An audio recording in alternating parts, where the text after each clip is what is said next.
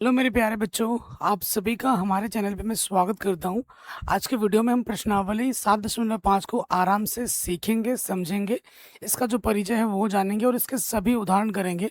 मैं आपको बार बार बता रहा हूं कि ये जो उदाहरण है वो वेरी वेरी इंपॉर्टेंट है। प्रश्नावली के प्रश्नों से भी ज़्यादा आपके इम्पोर्टेंट क्या है? उदाहरण। अगर आप उदाहरण नहीं कर रहे हो तो अपने पैर पे खुद कुल्हाड़ी मार रहे हो। बाद में जब एग्जाम दोगे तो आपको पता लग जाएगा। उदाहरण बहुत इंपॉर्टेंट है। और 7.5 प्रश्नावली से आपके बोर्ड एग्जाम में बड़े नंबर का एक प्रश्न जरूर आएगा, बड़े नंबर में आएगा, ये भी है। ठीक है, तो चलिए वीडियो को हम स्टार्ट करते हैं। देखो बच्चों, जो प्रश्न आज हम पढ़ने वाले हैं और सीखने वाले हैं, ठीक है, प्रश्न जो हम पढ़ने वाले हैं वो टॉपिक आएगा आंशिक भिन्नों द्वारा समाकलन, जिसे हम कहते हैं इंटीग्रेशन बाय पार्शियल फ्रैक्शन। ठीक है, ये कैसे होगा आइए देखते हैं। अगर कोई भी आपको समाकलन दे रखा है, सपोज करो एक समाकलन है, ये समाकलन दे रखा है जो कि इस रूप में है, पी एक्स बट्टे क्यू एक्स के रूप में है। ठीक है, और आपको क्या करना है, इसका इंटीग्रेशन क्या करना है। ऑब्वियसली यहाँ ये जो बट्टे वाला आपका होगा क्यू एक्स, उसका मान जीरो नहीं होगा, उसका मान जीरो नहीं होना चाहिए। ठीक है, तो ज्यादातर जो प्रश्न आपको देखने को मिलेंगे, क्योंकि आपने इससे पहले भी अपने अंश बट्टे हर वाला देखे हैं, है ना, प्रश्न जिसमें ऊपर रैखिक होता है नीचे द्विघात होता है। लेकिन इसमें क्या खासियत होगी कि नीचे जो होगा अधिकतर प्रश्नों के गुणनखंड हो रहे होंगे। ठीक है, और ये उचित भिन्न के रूप में होना चाहिए। किस किस रूप में होना चाहिए? उचित भिन्न। उचित भिन्न क्या होता है? उचित भिन्न क्या होता है, आपने कक्षा 6, 7, 8 में पढ़ा होगा कि ऊपर वाले की घात कम होती है, नीचे वाले की घात ज्यादा होती है, उसे हम उचित भिन्न कहते हैं। ठीक है, कोई भी समाकलन पी एक्स बट्टे क्यू एक्स के रूप में होगा और वो उचित भिन्न के रूप में होना चाहिए। अगर नहीं है तो हमें बनाना पड़ता है, उसके बाद इंटीग्रेशन होगा। ठीक है, यहाँ पर उतना ज़्यादा समझ में नहीं आएगा। अब मैं आपको जो बेसिक बताने वाला हूँ वो ज़्यादा इम्पोर्टेंट है, और जो आपका बेसिक बच्चों बनेगा वो बनेगा प्रश्न के साथ। जितना ज़्यादा क्वेश्चन हम करते हुए आगे बढ़ेंगे वीडियोस में, उतना आप सीखते जाओगे। ठीक है, देखिए कुछ टाइप के जो प्रश्न है वो ऐसे मिलेंगे, एनसीईआरटी से मैं लेके आया हूँ। देखिए, आपका ऊपर कुछ भी हो छोड़िए, ये एक उचित भिन्न होगा हमेशा। जो भी ये दे रखा होगा भिन्न के रूप में, अंश बट्टे हर के रूप में, ये हमेशा एक उचित भिन्न होगा। उचित भिन्न क्या होता है आप जानते होंगे ना। देखो बच्चों, उचित भिन्न क्या होता है कि मैं लिख भी देता हूँ। उचित भिन्न क्या होता है आपको पता होगा, नहीं पता एक बार बता देता हूँ कि अंश की घात अंश की घात छोटी होती है हर की घात से, तो उसे हम उचित भिन्न कहते हैं। ठीक है, जैसे ये वाला देखिए, नीचे वाले x की घात कितनी है? 2 है, गुणा करोगे 2 आएगा, ऊपर 1 है, तो हमेशा ये एक उचित भिन्न के रूप में होगा। ये चीज का विशेष ध्यान रखना है। देखिए, अगर क्या होता है, ऊपर कुछ भी हो छोड़ो, नीचे देखना है अपने को, सिर्फ नीचे देखना है। ऊपर कुछ भी हो मतलब नहीं है, नीचे देखो फिलहाल। अगर दो गुणनखंड है रैखिक, यहाँ x माइनस ए एक्स माइनस बी है, हो सकता है कि प्लस भी हो एक माइनस हो, उससे लेना देना नहीं है। यहाँ प्लस हो माइनस हो उससे मुझे कोई लेना देना नहीं है। मेन मुद्दा क्या है कि रैखिक समीकरण है ये एक, ये दूसरा रैखिक समीकरण है। यहाँ प्लस हो माइनस हो, दोनों माइनस हो दोनों प्लस हो, उससे मुझे कोई लेना देना नहीं है। दो रैखिक हैं, ये मेन मुद्दा है। ये एक रैखिक है समीकरण, ये एक रैखिक समीकरण है। अगर इस रूप में है तो हम उसको ऐसे लिख सकते हैं, ए के बट्टे में ये पहला वाला आ जाएगा। आप ए के बट्टे में दूसरा वाला भी ले सकते हो, जरूरी नहीं कि ए के बट्टे में पहला वाला ही लेना है, दूसरा वाला नहीं ले सकते। किसी को भी ले लो, ए के बट्टे में इसको ले लो, बी के बट्टे में इसको ले लो। ठीक है, तो ए के बट्टे में ये आ जाएगा प्लस बी के बट्टे में ये आ जाएगा। दो रैखिक होंगे तो, जैसे यहाँ देखो, दो के बाद ये वाला देखो, तीन रैखिक है, 1, 2, 3, तो क्या हो गया, ए के बट्टे में एक्स माइनस ए प्लस बी के बट्टे में एक्स माइनस बी प्लस सी के बट्टे में एक्स माइनस सी। ये हो गया, दो का समझाया, तीन का भी समझा दिया। अब यहाँ प्लस हो माइनस हो उससे मुझे लेना देना नहीं है, वो तो जो होगा उस आधार पर हम कर लेंगे। दो होगा तो दो ए के बट्टे में आ गया प्लस बी के बट्टे में आ गया। तीन हो गया तो ए के बट्टे में बी प्लस बी के बट्टे में प्लस सी के बट्टे में। ये जो ए बी सी है वो हमें निकालने होते हैं। ठीक है, उसके बाद देखिए जैसे यहाँ पर एक ही चीज है, एक रैखिक समीकरण है, इसकी घात में 2 आ गया है, तो इसको कैसे लिखोगे? सेम चीज की घात 2 है, तो क्या होगा? ए के बट्टे में आ जाएगा सिंगल पावर, फिर क्या है डबल, प्लस बी के बट्टे में आ जाएगा डबल पावर। अब सपोज करो यहाँ 2 नहीं, यहाँ अगर घात में 3 होता तो क्या करते हैं? तो क्या आता? ए के बट्टे में सिंगल पावर, प्लस बी के बट्टे में डबल पावर, फिर आ जाता प्लस सी के बट्टे में ट्रिपल पावर। ठीक है, अगर 4 होता तो प्लस 4 और बढ़ जाता। समझ रहे हो मेरी बात? एक्स्ट्रा कुछ कुछ चीजें मैं लिखवा रहा हूँ, वो कॉपी पे लिख लेना। ठीक हो गया, ये भी समझा दिया। अब यहाँ आ जाइए, यहाँ देखिए ये अलग है और ये चीज का डबल है, कोई बात नहीं, तो वही नियम लग जाएगा। देखो ए के बट्टे में आ जाएगा x माइनस ए की सिंगल पावर, फिर क्या लोगे? डबल। बी के बट्टे में x माइनस ए की डबल पावर, ये निपट गया, ये रखिएगा, प्लस सी के बट्टे में x माइनस बी आ जाएगा। कॉपी में 2 बार लिखोगे, ऑटोमेटिक दिमाग में छप जाएगा। उसके बाद देखिए ये आ गया, एक तो रैखिक है और एक ये वाला है द्विघात समीकरण। तो रैखिक वाला क्या होगा? ए के बट्टे में ये आ गया रैखिक, प्लस बी, ये जो द्विघात समीकरण है, देखो बच्चों ये भी द्विघात समीकरण है, ये भी द्विघात समीकरण है, लेकिन ये इनका गुणनखंड हो चुका है, हो सकता है, लेकिन ये जो द्विघात समीकरण है इसका गुणनखंड नहीं हो सकता। तो क्या करेंगे? ए के बट्टे में तो ये आ गया, चूंकि द्विघात समीकरण है तो यहाँ आ जाएगा बी एक्स प्लस सी, बी एक्स प्लस सी, और पूरा का पूरा द्विघात समीकरण नीचे आ जाएगा। इसको कॉपी में अच्छे से लिखिएगा, समझिएगा, 2-4 बार कॉपी में खुद से देखना है, और बहुत आसान है। आपको स्टार्टिंग में थोड़ा अजीब लग रहा होगा, लेकिन जैसे जैसे हम क्वेश्चन बनाएंगे आपको चीज़ें एकदम इजी लगती जाएंगी, बहुत ही आसान है। ठीक है, और ये प्रश्नावली जो है वो हद से ज़्यादा आसान प्रश्नावली है। समाकलन भी तुच्चो मुच्चो समाकलन होते हैं, एक एक लाइन वाले, बस ABC निकालना आपको आना चाहिए, जो कि आसान है, सिंपल कैलकुलेशन है। तो कुल मिला के ये प्रश्नावली बहुत आसान है और हाई स्कोरिंग प्रश्नावली है। यहाँ से एक प्रश्न बड़े नंबर में हर साल आता ही आता है। जी हाँ, हर साल आता ही आता है। अब आप बोलोगे भैया जब तक क्वेश्चन नहीं करेंगे ना तब तक मज़ा नहीं आएगा, तब तक समझ में नहीं आएगा। चलिए इस क्वेश्चन को करते हैं। ये पूछा गया है, वेरी इंपॉर्टेंट क्वेश्चन है। कितने नंबर में? 2 नंबर में, 2 मार्क्स में। ये लगभग हर साल पूछा जाता है, वेरी वेरी वेरी इंपॉर्टेंट है, 2 नंबर में। बाकी यही क्वेश्चन 2 नंबर में आता है, बाकी कोई भी आएगा वो बड़े नंबर में ही आता है। कैसे करेंगे? समाकलन है, आई मान लेंगे, क्या है ऊपर dx है, तो गुणे में क्या होगा? कुछ नहीं तो 1 रहा होगा।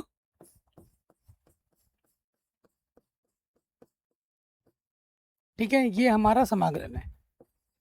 अच्छा प्यारे बच्चों, आपको तो पता है कि एनसीईआरटी की खूबी क्या होती है कि प्रश्नावली के जो भी प्रश्न होते हैं वो एक विधि के होते हैं, सारे उसी से डिजाइन किए गए हैं। ठीक है, अब अच्छा अभी तक आपने 7.4 तक पूरा पढ़ाई कर लिया है, सारे मेथड जान लिए हैं 7.4 तक। तो जितना अभी तक आपने सीखा है, क्या किसी भी सूत्र के रूप में, किसी भी विधि के रूप में ये दिख रहा है आपको? जरा खुद से एक बार सवाल कीजिए, क्योंकि मैं बच्चों आपको रटवाता नहीं हूँ, मुझे आपको सिखाना है। आपने 7.1 पढ़ा, 2 पढ़ा, 3 पढ़ा, 4 पढ़ा, इतने सारे क्वेश्चंस किए, इतने सारे सूत्र याद किए आपने, क्या किसी भी रूप में दिख रहा है ये आपको? सोचिए, तो दिमाग दिमाग पर जोर डालो, तो आपका उत्तर आएगा कि भैया नहीं, किसी भी तरीके से नहीं आ रहा है, किसी भी सूत्र के रूप में नहीं आ रहा है ना?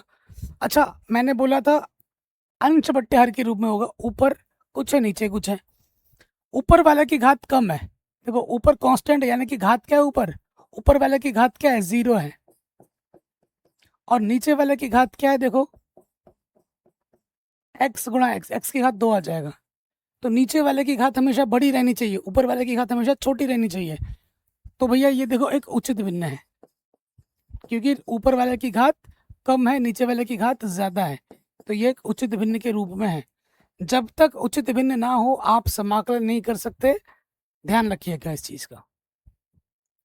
ठीक है, ऐसे ऐसे प्रश्न भी अभी आपको मिलेंगे जो उचित भिन्न के रूप में नहीं होंगे, आपको फिर पहले उचित भिन्न बनाना होगा, उसके बाद आपको हल करना होगा। ठीक है, तो मैंने आपको दिखा दिया कि भैया ये एक उचित भिन्न है। ये आपको एग्जाम में लिखना नहीं होता उचित भिन्न है या नहीं है, क्योंकि ये छोटी कक्षाओं में आपने पढ़ा है, तो आपको देखना है ये उचित भिन्न है। मेन मुद्दा क्या है, नीचे देखो गुणनखंड दिख रहा है, ये एक रैखिक गुण रैखिक है, ये रैखिक है। रैखिक समझते हो ना, कक्षा 9-10 में पढ़ा है आपने। बहुपद जिसकी घात एक उसे रैखिक कहते हैं। तो ये है, ये भी रैखिक है। तो अब हम यहाँ लिखेंगे, ध्यान दीजिए, यहाँ क्या लिखेंगे, आंशिक भिन्न करने पर, पार्शियल फ्रैक्शन करने पर,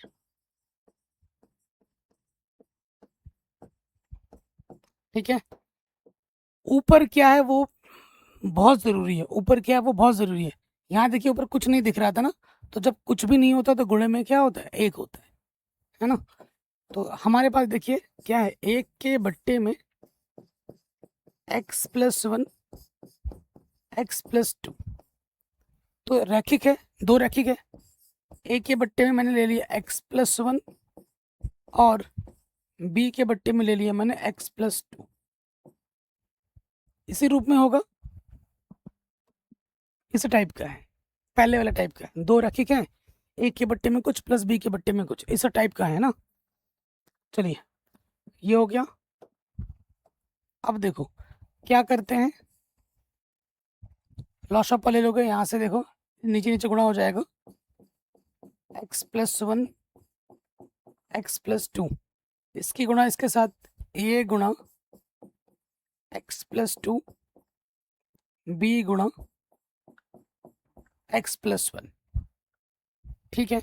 और यहाँ पर क्या हमारे पास एक के बट्टे में है x+1 गुणा x+2। ध्यान से देखिएगा बच्चों, बहुत आसान है, बहुत आसान प्रश्नावली है। अब आप देखेंगे कि भैया इसके बट्टे में x+2 है, इसके बट्टे में x+2 कट गया, इसके बट्टे में x+1 है, इसके बट्टे में x+1 कट गया। ध्यान दीजिए, इस चीज़ को हम ऐसे लिख सकते हैं, बहुत ज़रूरी है। समीकरण नंबर 1 मान लो, हमें a और ये b चाहिए, तो बात एकदम बन जाएगी आसान। अब a और b निकालने के आपके पास दो तरीके हैं, एक नहीं दो तरीके हैं। मैं आपको दोनों तरीके सिखाऊंगा, ठीक है, दोनों तरीके सिखाऊंगा। पहले तरीके पे आ जाते हैं। देखो मैं ऐसा टीचर हूँ जो मैं सोचता हूँ मेरे अंदर जितना भी ज्ञान है मैं अपने बच्चों को सारा ज्ञान दूँ। लेकिन ऐसे भी टीचर हैं बहुत मार्केट में, वो सोचते हैं अगर मैं इसको सब कुछ सिखा दूंगा, कल की डेट में ये कोचिंग खोल देगा मेरे बगल में आकर, तो सारे बच्चे इसके पास चले जाएंगे, मैं फिर क्या करूँगा। ऐसे भी लोग हैं, ऐसे भी टीचर्स हैं, ठीक है। देखो जब मैं क्लास BSc सेकेंड ईयर में था ना, मैंने कोचिंग लगाई थी, तो मेरे जो कोच टीचर थे वो खुद मुँह से बोलते कि मुझे जो आता है ना मैं तुम्हें सिर्फ उसका 60% सिखाता हूँ, 50% सिखाता हूँ, मैं सब नहीं सिखाता तुम्हें। मैंने कहा सर ऐसा क्यों। तो बोलते अगर तुम्हें मैंने सब सिखा दिया तो तुम कल के डेट में सीख के मेरे बगल में कोचिंग खोल दोगे, फिर मैं क्या खिलाऊंगा। मैंने कहा सर ऐसा थोड़ी ना होता है, आप आधा अधूरा ज्ञान दे रहे हो, है ना। लेकिन जो वो सिखाते थे, एक क्वेश्चन वो बताते थे तो हम घर पे आके 10 टाइप के क्वेश्चन खुद बना बना के सीखते थे। हमें बस क्या होता है कि हमारी कोई उंगली पकड़ ले तो हम खुद उठ के चलना सीख जाएंगे, ऐसा हमारा माइंडसेट रहता था। हमें बस थोड़ा सा कोई गाइड कर दे, बस ऐसी ही मानसिकता है। तुम्हारी मानसिकता क्या है, सर आप हर प्रश्नावली का हर उदाहरण कराओगे, हर प्रश्न कराओगे, एक्स्ट्रा कुछ करना ही नहीं है आपको। एक क्वेश्चन अगर दे दूं घर के लिए हालत खराब हो जाती है, सर आपने क्वेश्चन क्यों दे दिया घर से। ये चीज़ नहीं होनी चाहिए बच्चों। अगर आपको गणित से प्यार है तो एफर्ट मारना सीखो। तो देखिए हमारे पास क्या बचा यहाँ पर, एक यहाँ आ गया a x+2 b x+1, ठीक है। तो पहले तरीके से मैं बताता हूँ, उसके बाद दूसरे तरीके से भी बताऊंगा a और b निकालने का, ठीक है बच्चों। पहले तरीके में आ जाओ। पहला तरीका तभी काम करेगा जब रैखिक हो, यहाँ रैखिक यहाँ रैखिक काम करेगा। लेकिन अगर यहाँ द्विघात समीकरण आ जाता तो पहला विधि काम नहीं करेगा, उसमें तुलना वाला ही लगाना पड़ेगा, ठीक है। तो क्योंकि ये रैखिक है ये रैखिक है, तो आसान ये वाला भी आपको लगेगा। एक बार एक को 0 मानना है, एक बार इसको 0 मानना है, एक बार इसको 0 मानना है। यदि x+1 बराबर 0 तो प्लस का 1 बच्चों इधर के क्या होगा, माइनस के 1। अब आपको जहां जहां x दिख रहा है ना वहां क्या रखना है, माइनस के 1 रख देना है दोनों तरफ। इस तरफ तो एक है x+a है, x की जगह पे क्या रखना है, माइनस का 1, यहाँ पर प्लस का 2, और फिर यहाँ है b। अपने x+1 को क्या माना है, 0 माना है। दो में से एक घटाएंगे, एक बचेगा, एक गुणा ये आ जाएगा, ए का मान क्या जाएगा, एक, ए का मान एक आ गया। अब मैंने एक बार इसको जीरो माना था, अब इसको जीरो मानना है। यदि x प्लस टू को जीरो मानो बच्चों, प्लस का टू इधर आके क्या होगा, माइनस का टू। अब यहाँ पर जहां जहां आपको x दिख रहा है वहां क्या रख देना है, माइनस का टू। इधर एक है, x प्लस टू को हमने जीरो माना है, जीरो रख दिया। x की जगह पे रखना है माइनस का टू, तो ये हो जाएगा जीरो गुणा कुछ भी हो जीरो, यहाँ से आ जाएगा माइनस का एक गुणा बी, माइनस बी, माइनस को इधर लोगे तो बी का मान आ जाएगा माइनस का एक। ये पहला तरीका सिखाया, ए बी आ गया। सिंपल, जब भी रैखिक हो एक बार इसको जीरो मान लेंगे, एक बार उसको जीरो मान लेंगे, ए और बी निकल गए। अब आप बोलोगे भैया दूसरा तरीका क्या है, तो मैं दूसरा तरीका भी आपको यहाँ बता दे रहा हूँ, ठीक है, जो आपको अच्छा लगे एग्जाम में वो लगा देना। यहाँ पर हमारे पास क्या है, एक, फिर क्या था, a x plus two plus b, फिर क्या था, एक्स प्लस वन। ठीक है, क्या करना होता है बच्चों, गुणा कर देंगे, ये हो जाएगा ए एक्स प्लस दो ए प्लस बी एक्स, बी एकम बी, एक्स निकालेंगे उभयनिष्ठ, यहाँ से बचेगा ए, यहाँ से बचेगा बी, और इसको एक साथ लिख देंगे, टू ए प्लस बी। इस तरह का हमने कुछ सिखाया था 7.4 में, प्रश्नावली के कुछ प्रश्नों को हमने किया था। अब हम क्या करेंगे, तुलना कर देंगे, तुलना करने पर, ठीक है, तुलना जब हम करेंगे, देखो a प्लस बी एक्स का गुणज है ना, यहाँ एक्स का गुणज क्या है, ए प्लस बी, इधर एक्स का गुणज क्या, कुछ भी नहीं है, जीरो। ठीक है, उसके बाद दूसरे पे आ जाओ, यहाँ पर क्या है, टू ए प्लस बी अचर पद, यहाँ अचर पद क्या है, इतना है, एक है। अब इन दोनों समीकरणों को हल करेंगे, हमें हमारा उत्तर मिल जाएगा ए और बी का। ठीक है, तो यहाँ से आप देख पा रहे हैं कि भैया प्लस का बी जब इधर जाएगा तो क्या होगा, माइनस का बी। ठीक है, अब इस ए के मान को उठाकर मैं यहाँ रख दूंगा, ए का मान क्या, माइनस का बी, तो दो में माइनस का दो बी प्लस का बी, तो माइनस का बी बचेगा, माइनस उधर ले जाओगे तो बी का मान आ जाएगा माइनस का एक, बी का मान यहाँ रख देंगे जो कि ए बराबर है माइनस का बी, बी का मान है माइनस का वन, तो ए हमें मिल जाएगा माइनस माइनस प्लस, ए मुझे वन मिला, बी मुझे माइनस वन। दोनों तरीके आपके आंखों के सामने, इधर बी का मान माइनस वन था, इधर भी माइनस वन है, ए का मान एक था, इधर भी एक है। अब आप देखिए कौन सा विधि आपको अच्छा लगा। ठीक है, मेरे मेरे हिसाब से ये वाला विधि अच्छा है जब रैखिक होगा, ये आसान पड़ रहा है आपको, और ये विधि भी आसान है, ये विधि सदाबहार है, हर प्रश्न में ये विधि लगा सकते हो, लेकिन ये विधि उसी प्रश्न में लगेगा जब रैखिक हो, अगर द्विघात हो तो ये विधि नहीं लगती है, फिर आपको यही विधि लगाना ही पड़ेगा। तो मैंने आपको दोनों सिखा दिया है, एग्जाम में जो आपको अच्छा लगे वो लगा सकते हो। ए और बी निकालना था, ए और बी निकाल दिया, अभी आंसर नहीं आया है, ए और बी निकालना सबसे बड़ा टास्क होता है, वो निकल चुका है, अब समाकलन चुटकी में हो जाएगा। ए और बी के मान को उठाकर यहाँ पे रखना है और समाकलन कर देना है। मैं साइड हट जाता हूँ, स्क्रीनशॉट ले लेना। अगले स्टेप में आप क्या लिखोगे, यहाँ मिटा देता हूँ थोड़ा सा, पूरा डिटेल में करा रहा हूँ, हर एक चीज़ समझाते हुए बारीकी से। अब यहाँ लिखेंगे ए व बी का मान रखने पर, मान रखने पर। अब आप खुद देखो बच्चों, इस चीज को ध्यान से देखिए, इस चीज को हमने ऐसे, इस चीज को हमने ऐसे लिखा, तो इसकी जगह पे क्या जाएगा, ये आ जाएगा। ए का मान कितना आया था, एक, एक बट्टे में क्या है, एक्स प्लस वन, बी का मान क्या आया था, माइनस का एक, बट्टे में क्या है, एक्स प्लस टू। ये मैंने ए और बी की जगह मान रख दिया, लेकिन ये मान रखा, हमें क्या करना, अब समाकलन। तो जब हम समाकलन करेंगे, यहाँ पे भी समाकलन का चिन्ह लगेगा और यहाँ पे भी समाकलन का चिन्ह अलग अलग ले लिया, और इसके साथ क्या लग जाएगा, dx, इसके साथ भी आ जाएगा dx। a और b का मान रखना है, और साथ ही साथ क्या कर दिया मैंने, समाकलन भी कर देना है, क्योंकि करना हमें क्या है, समाकलन है। इस चीज को हम ऐसे लिख सकते हैं, ये मान रखने के बाद हमें क्या करना है, समाकलन। तो समाकलन इसके साथ भी आना है और इसके साथ भी आना है ना। तो वो हमने रख दिया है। अब हम समाकलन कर लेंगे। ये किस रूप में आया, देखो रैखिक समीकरण है, तो रैखिक समीकरण किस x की तरह व्यवहार करता है, और dx बट्टे x का इंटीग्रेशन क्या होता है, log x। मैंने बोला था समाकलन बहुत आसान होगा। देखो जैसे ही a और b के मान रखा, समाकलन के रूप में आ गया और एकदम हलवा हलवा आएगा।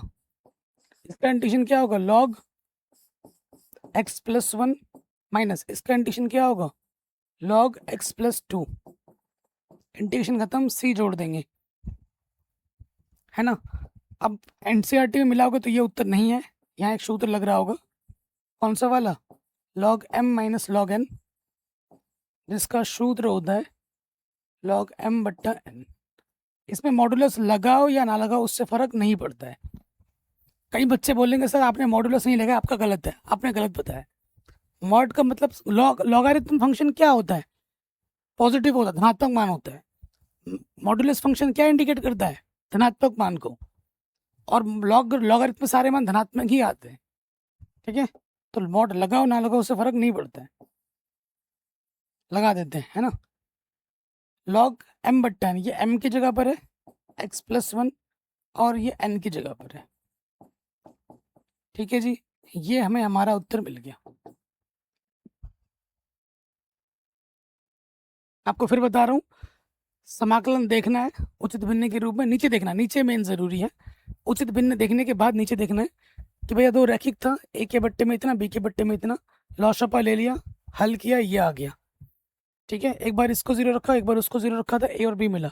दूसरा तरीका ये था कि गुणा कर दिया, गुणा करने के बाद तुलना किया, तुलना करने के बाद दोनों समीकरण आए, उनको हल किया, ए और बी के मान आ गए। ए और बी के मान आपको यहाँ रख देना है, रखने के बाद आपको समाकलन कर देना है, आपको आपका उत्तर मिल जाएगा। और समाकलन में कोई नई विधि नहीं सीखनी है, इसमें समाकलन जो आपने अभी तक सीख लिया है उसी का ही प्रयोग होगा। ये सब आपने 7.1 में सीखा था, छोटे छोटे समाकलन। मेन मुद्दा क्या था, ए बी निकालना। जैसे ए और बी के मान रखे, एक लाइन में समाकलन हो गया, एक लाइन में समाकलन हो गया, ठीक है जी। तो ये क्वेश्चन आपका आराम से बन गया। थोड़ा सा भी डाउट हो, थोड़ा सा भी दिक्कत हो या थोड़ा सा भी परेशानी हो, आप वीडियो को एक बार दोबारा जरूर देखना, प्लीज प्लीज प्लीज। चलिए अगले प्रश्न पे आ जाते हैं। तगड़ा क्वेश्चन है, ठीक है, तगड़ा। अच्छा, इसको करने से पहले ये वाला करते हैं, उदाहरण नंबर 13, ठीक है। 12 ज्यादा इंपॉर्टेंट है, ज्यादा। 13 भी अच्छा प्रश्न है, ये एग्जाम में पूछे गए प्रश्न है बड़े बड़े नंबर में। तो 12 रुक के करते हैं, पहले 13 कर लेते हैं। 13 में आ जाओ, ठीक है। हमारे पास क्या इंटीग्रेशन, अच्छा टाइम वेस्ट करना सही नहीं है। ये इंटीग्रेशन है आपका। आप देखो ऊपर की घात कम है, नीचे की घात ज्यादा है, इसकी घात 2, इसकी घात 1, गुणा करोगे घात 3 आ जाएगा, ऊपर की घात 1 है, तो ये उचित भिन्न है, बिल्कुल है। अब नीचे देखो गुणनखंड के रूप में है। इससे पहले क्या सोचना है, क्या किसी और विधि से हो सकता है, तो जवाब होगा कि भैया नहीं, किसी और विधि से नहीं हो सकता। तो हमें क्या करना पड़ेगा, आंशिक भिन्न करना पड़ेगा, क्योंकि जगह कम है ना, तो यही डायरेक्ट करते हैं, लिखेंगे आंशिक भिन्न करने पर। ये बहुत इंपॉर्टेंट क्वेश्चन एग्जाम में पूछा गया है बड़े नंबर में, very important, very very important, ठीक है।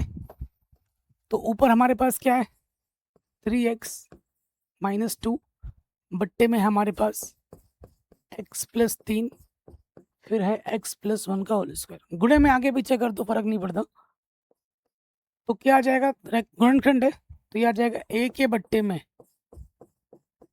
x प्लस 3 पहला रैखिक, फिर आ जाएगा b के बट्टे में दूसरा x प्लस 1 की घात 1, फिर c के बट्टे में आ जाएगा x प्लस 1 की घात 2,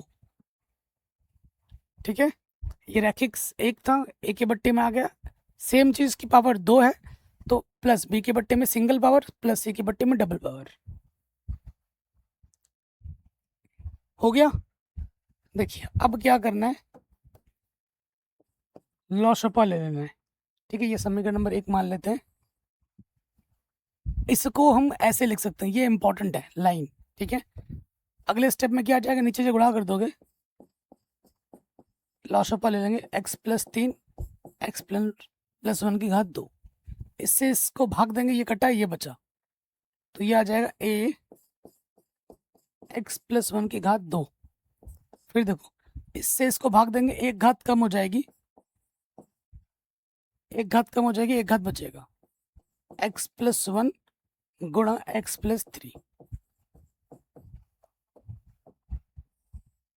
फिर देखो इससे इससे भाग देंगे, ये कटेगा ये बचेगा, x प्लस 3 यहाँ पर,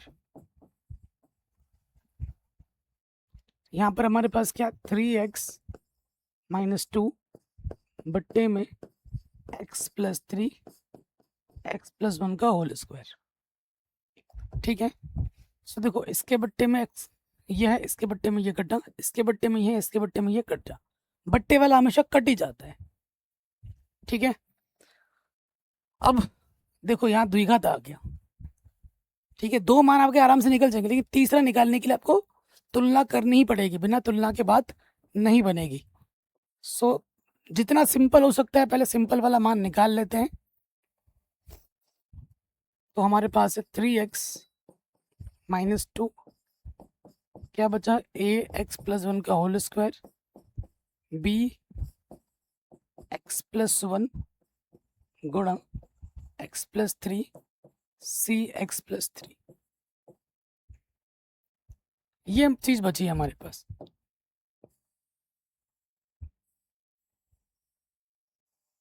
तो रैखिक आपको कहाँ दिख रहा है, एक तो यहाँ दिख रहा है, एक यहाँ दिख रहा है, तो मान लेते हैं करके 0। यदि x प्लस 1 को आप 0 मानोगे तो प्लस का 1 बच्चों इधर आके क्या होगा, माइनस का 1।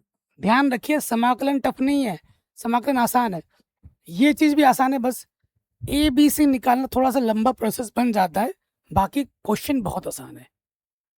एक बार इसको 0 माना मैंने, इसको 0 माना मैंने, अच्छा इसको मान, कोई जरूरी नहीं कि इसको ही पहले मानना है, इसको पहले नहीं मान सकते। देखो अब की बार मैंने इसको मान लिया, पहले x प्लस 1 को 0 माना तो प्लस का 1 इधर आके माइनस का 1 हो गया, जहां जहां आप x देख पा रहे हैं वहां क्या रख दो, माइनस का 1 रख दो। 3x की जगह -1, यहाँ पर है माइनस का 2, a x प्लस 1 को मैंने 0 माना है तो ये 0 का वर्ग, फिर यहाँ पर है b x प्लस 1 को मैंने 0 माना है 0, और यहाँ पर है x, देखो x की जगह पर देखो 0 गुणा कुछ भी हो ये तो 0 हो जाना है, x प्लस 3 लिखो ना लिखो फर्क नहीं पड़ता है, रख के दिखा दे रहा हूँ, फिर भी x की जगह रखना माइनस के 1। ठीक है, फिर c x की जगह आपको क्या रखना, माइनस के 1 प्लस 3, तो यहाँ देखो -3 -2, -3 -2 माइनस के 5, ये 0 ये 0, और 3 में से घटाएंगे 2, 2c, तो c का मान क्या हो जाएगा, माइनस के 5, ये 2 गुणे में इधर के बट्टे में आ जाएगा।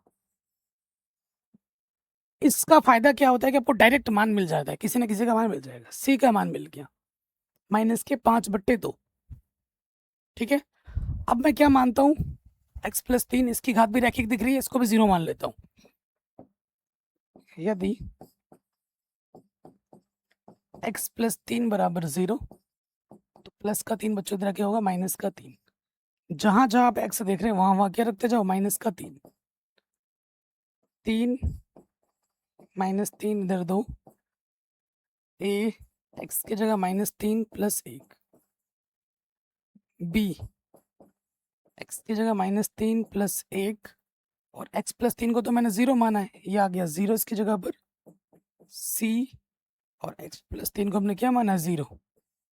ठीक है, 3 3 9, माइनस का माइनस के 11 आ गया, तो यहाँ से 2 बचा, माइनस का 2, 2 दूनी 4, ये 0 ये 0, 4 गुणे में इधर के बट्टे में, a का मान आ गया -के 11/4।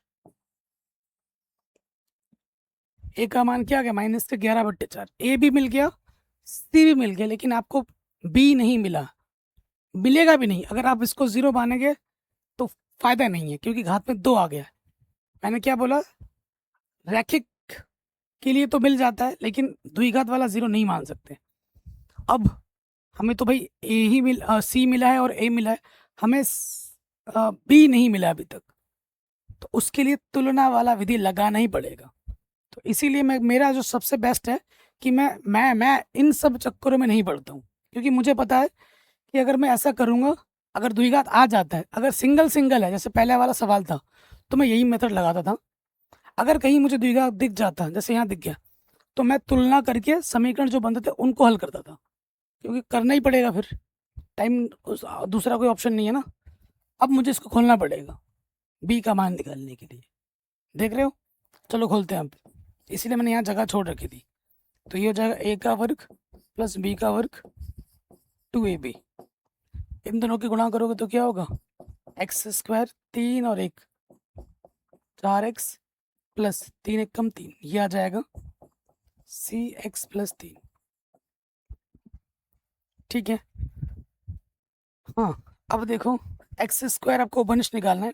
स्मार्ट तरीका क्या है, गुणा करोगे x² के साथ यहाँ a आएगा, x² के साथ यहाँ b आएगा। पूरा गुणा करके उपनिष्ठ नहीं निकाल रहा हूँ, एक ही लाइन में निकाल दे रहा हूँ। x² यहाँ से आ गया, x² यहाँ से आ गया, यहाँ से a बचा, यहाँ से b बचा, और कहीं x² नहीं दिख रहा है। अब यहाँ x दिख रहा है, तो मैं अब निकालूंगा x उपनिष्ठ 2 गुणा a, यहाँ आ जाएगा 2a, x यहाँ से निकाला उपनिष्ठ b से गुणा होगा, प्लस का 4b आ जाएगा। x भी आ गया। अभी देखिए यहाँ पे भी तो x है, x बाहर आएगा तो यहाँ से बचेगा c। ठीक है। अब देखो a 1 कम a, b 3 गुणा 3 3b, और c गुणा 3 3c, ये आएगा। या तो आपको तरीका क्या कि सबको गुणा कर लो, a से अंदर गुणा कर लो, b से अंदर गुणा कर लो, c से अंदर गुणा कर लो, फिर x² उपनिष्ठ निकालो, फिर x निकालो उपनिष्ठ, बाकी सबको एक ब्रैकेट में रख दो, जैसे आप आराम से समझ पाओ। और इधर हमारे पास क्या है 3x - 2। क्या करना है बच्चों, हमें तुलना करनी है।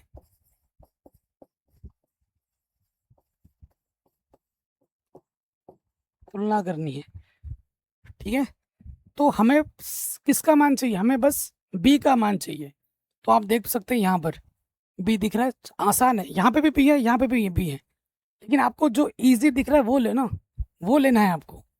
इसको और इसको लेने की ज़रूरत ही नहीं पड़ेगी, क्योंकि मैंने तो a और c ऑलरेडी निकाल दिया है, मुझे बस b चाहिए। तो मैं तुलना कर दूंगा, जैसे ही तुलना करूंगा तो यहाँ x² का गुणज क्या है, a प्लस b, और यहाँ x² का गुणज क्या है, कुछ है नहीं है, 0। तो हमें b चाहिए, तो प्लस का a इधर आके क्या होगा, माइनस का a। ठीक है, माइनस का a, और a तो भैया मैंने पहले ही निकाल के रखा है, -11/4। ठीक है, माइनस गुणा माइनस क्या हो जाएगा, प्लस, तो b का मान आ जाएगा 11/4। b का मान क्या आ जाएगा, 11/4। तो मुझे b भी मिल गया, मुझे a भी मिल गया, मुझे c भी मिल गया। a b c निकालनी सबसे बड़ा टास्क है, और वो कोई बड़ा टफ चीज़ नहीं है, बड़ा आसान है, लेकिन थोड़ा कैलकुलेशन लंबा कह सकते हो आप, लेकिन है बड़ा आसान। तो मुझे मेरा a b c तीनों मिल गया। अब मुझे उठाकर बस यहाँ पर सारे मान रख देने हैं और समाकलन कर लेना है, जो कि आसान है। ठीक है दोस्त, a b c मुझे मिल गए। अब मैं सारा मान उठाकर समीकरण नंबर 1 में रख दूंगा और समाकलन भी कर लूंगा। ठीक है,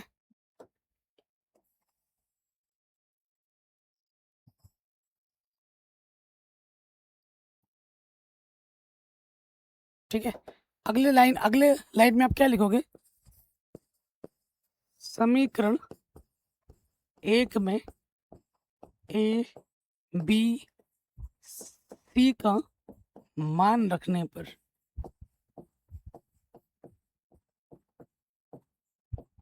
यहाँ पर आपको सारे मान रख देने हैं। ठीक है, a का मान मुझे क्या मिला, -11/4, क्योंकि ये कांस्टेंट है, बाहर रखो। मान रखने के साथ साथ आप क्या कर दो, इंटीग्रेशन भी कर दो।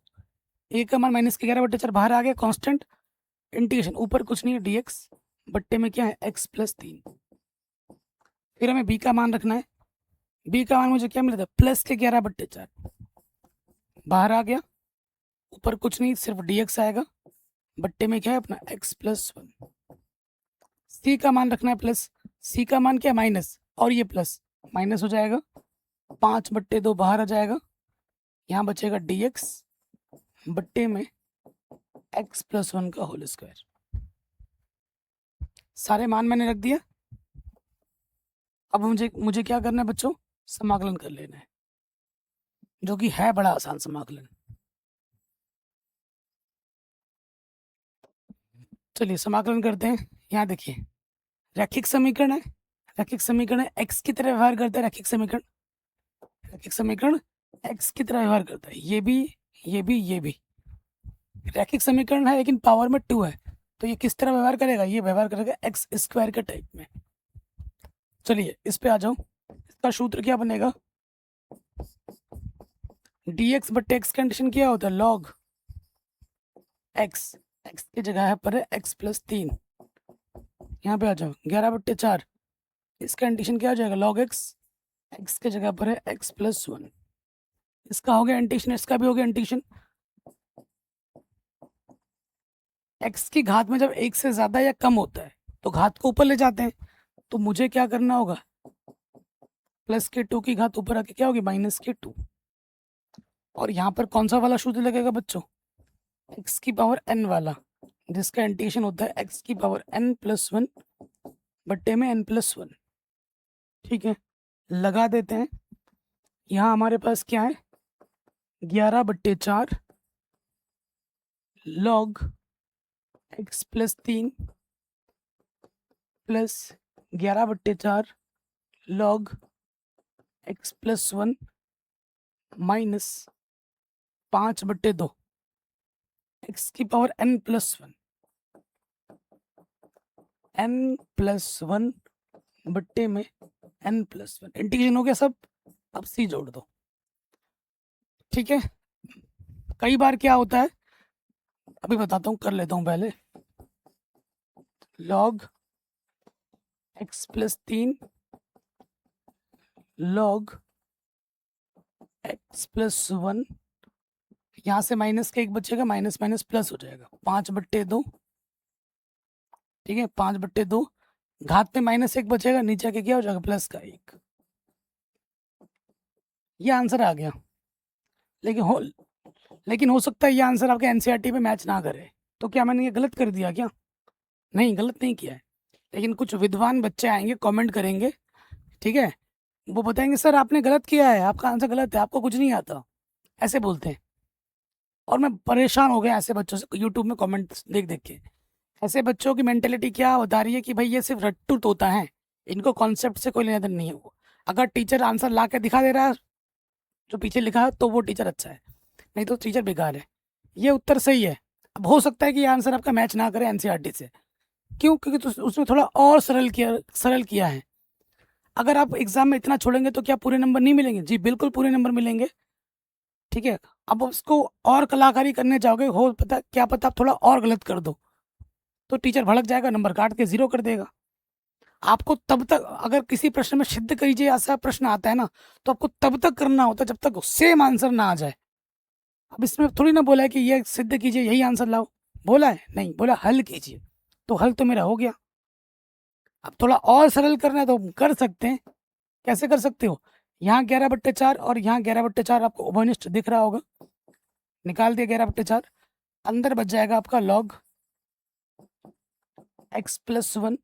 ये उन बच्चों के लिए जो मुझे टोकते हैं कि सर आपने गलत किया है, आपका आंसर नहीं आया, आपको नहीं आता है ना, ये ऐसा ऐसा बोलते हैं बच्चे कमेंट में। तो ये चीज़ ये उन बच्चों के लिए। तो देखो यहाँ सूत्र आ रहा है log m - log n, आप जानते हैं log m - log n सूत्र क्या होता है, log m/n। तो यहाँ आ जाएगा 11/4 log m/n, मॉडुलस भी लगा देता हूँ, प्लस 5/2 x+1 आंसर। यहाँ जरूर मैच कर रहा होगा, ठीक है, और ये आंसर आ गया। अब आप यहाँ छोड़ो या यहाँ छोड़ो, आपकी चॉइस है, नंबर उतने ही मिलने हैं, ठीक है। और ये तो क्वेश्चन बहुत इंपॉर्टेंट है, और इस क्वेश्चन को बोर्ड एग्जाम में कई बार पूछा गया है, बहुत ज़्यादा इंपॉर्टेंट है, very very very very important है जो क्वेश्चन अभी हमने किया, ठीक है मेरे भाइयों बहनों, ये क्वेश्चन हो गया। अगले प्रश्न में आते हैं, अब आते हैं इस उदाहरण पे, ठीक है। उदाहरण नंबर 12 चेक करो दोस्तों, नीचे और ऊपर की घात सेम टू सेम है, नीचे की घात भी 2 है, ऊपर की घात भी 2 है, तो ये उचित भिन्न नहीं है। जब तक उचित भिन्न नहीं होगा आप आंशिक भिन्न नहीं लगा सकते। कई विद्वान बच्चे फटाक से आंशिक भिन्न लगाने की चेष्टा करेंगे तो आंशिक भिन्न नहीं लगेगा। आपको पहले क्या करना है, जब भी ऊपर देखो 2 केस आएंगे, आपको भाग देने के 2 केस मिलेंगे कि भाग आपको कब कब देना है, इसमें आपको भाग देना पड़ेगा। 2 केस मिलेंगे और दोनों स्थिति में भाग तब दिया जाता है जब उचित भिन्न नहीं होता है। उचित भिन्न ना होने पर हमें भाग देना है, जब उचित भिन्न ना हो तो हमें क्या देना है, भाग। और भाग देने की 2 स्थिति हैं कि क्या हो जाए, अंश की घात और हर की घात बराबर हो, जैसे कि यहाँ है, ठीक है, अंश की घात और हर की घात बराबर हो। दूसरी स्थिति यह हो सकती है कि अंश की घात बड़ी हो हर की घात से, तब भी हमें भाग देना होता है। लिख लीजिए कॉपी में नोट करके, उचित भिन्न ना होने पर हमें भाग देना है। भाग देने की 2 स्थिति हैं, जब अंश की घात और हर की घात समान होगी तो भाग देना है, जब अंश की घात बड़ी होती है हर की घात से तब भी हमें भाग देना होता है।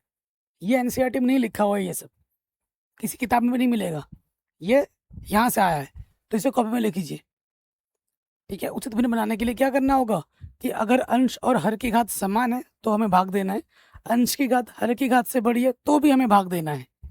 यहाँ पर कौन सा केस लग रहा है, ये वाला, अंश और हर की घात समान है तो हमें भाग देना है।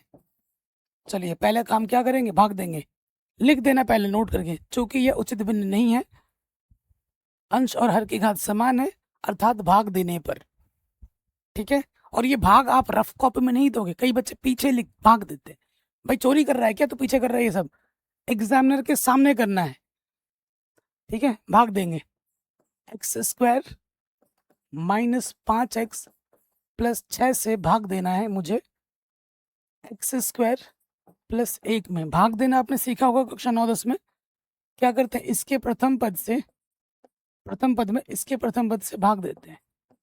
कितनी बार गया, एक बार गया। अब जितनी बार भी जाता है उससे आपको इस पूरे में गुणा कर देना होता है, पूरे में करो गुणा, x² = x², संख्या के नीचे संख्या आएगी, 1 छक्का 6, और समान संख्या के नीचे समान संख्या रखते हैं ना, सेम टाइप के नीचे सेम टाइप रखते हैं, ये तो आप जानते हो, तो ये मैंने रख दिया। अब क्या करते हैं, घटाते हैं, घटाने पर नीचे वाले का चिन्ह बदलता है, प्लस का माइनस का कटा, है ना। अब ये माइनस वाला प्लस हो गया, ये आ गया 5x प्लस का, और माइनस का 6 प्लस का 1, तो माइनस के 5, क्या बचा, माइनस के 5x माइनस के 5, ये बचा, ठीक है। ये मेरा जिससे हमने भाग दिया था, ये मेरा भागफल है और ये मेरा शेषफल है। क्या और भाग जा सकता है, जवाब है नहीं। क्यों, क्योंकि जिससे आप भाग दे रहे हो उसकी घात ज्यादा है। ये सब तो बेसिक चीजें कक्षा 9 में पढ़ा होगा आपने। इसकी घात 2 है और इसकी घात कितनी है, 1। भाग तब तक जाता है जब इसकी घात 2 है, अगर यहाँ पे भी घात 2 है भाग जाएगा, अगर बड़ी घात आएगी तब भी भाग जाएगा। जिससे भाग दे रहे हो उससे अगर छोटी घात आ गई, जैसे यहाँ आ गई, तो और भाग नहीं जाता है, तो ये हमारा क्या हो गया, शेषफल। अब इसको कैसे लिखा जाएगा, अतः जितनी बार भागफल गया, पहले इसको ऐसे लिख दो, x² + 1, x² - 5x + 6, जितनी बार भागफल गया वो यहाँ आएगा, पहले भागफल आता है प्लस, अच्छा पूरा हिंदी में लिख देता हूँ ना, नहीं तो भूल जाओगे। सबसे पहले यहाँ आता है भागफल, प्लस यहाँ पे आएगा शेषफल, फिर क्या बोलते हैं इसको, भाजक। हिंदी मेरी उतनी सही नहीं है ना, इसको क्या बोलते हैं, क्यू एक्स बोलते हैं। भाजक अगर देख लेना, भाजक को क्यू एक्स से प्रतिशत करते हैं। ठीक है, तो यहाँ पर क्या हो जाएगा, भागफल मेरा कितनी बार गया, एक बार, फिर मेरा शेषफल कितना बचा, 5x माइनस 5, और जिससे मैंने भाग दिया था वो नीचे आ जाएगा, x square minus 5x plus का 6। कोई दिक्कत, कोई परेशानी? अब देखो ये आ गया, मुझे क्या करना है, इसका इंटीग्रेशन, इंटीग्रेशन का चिन्ह लगा दिया मैंने।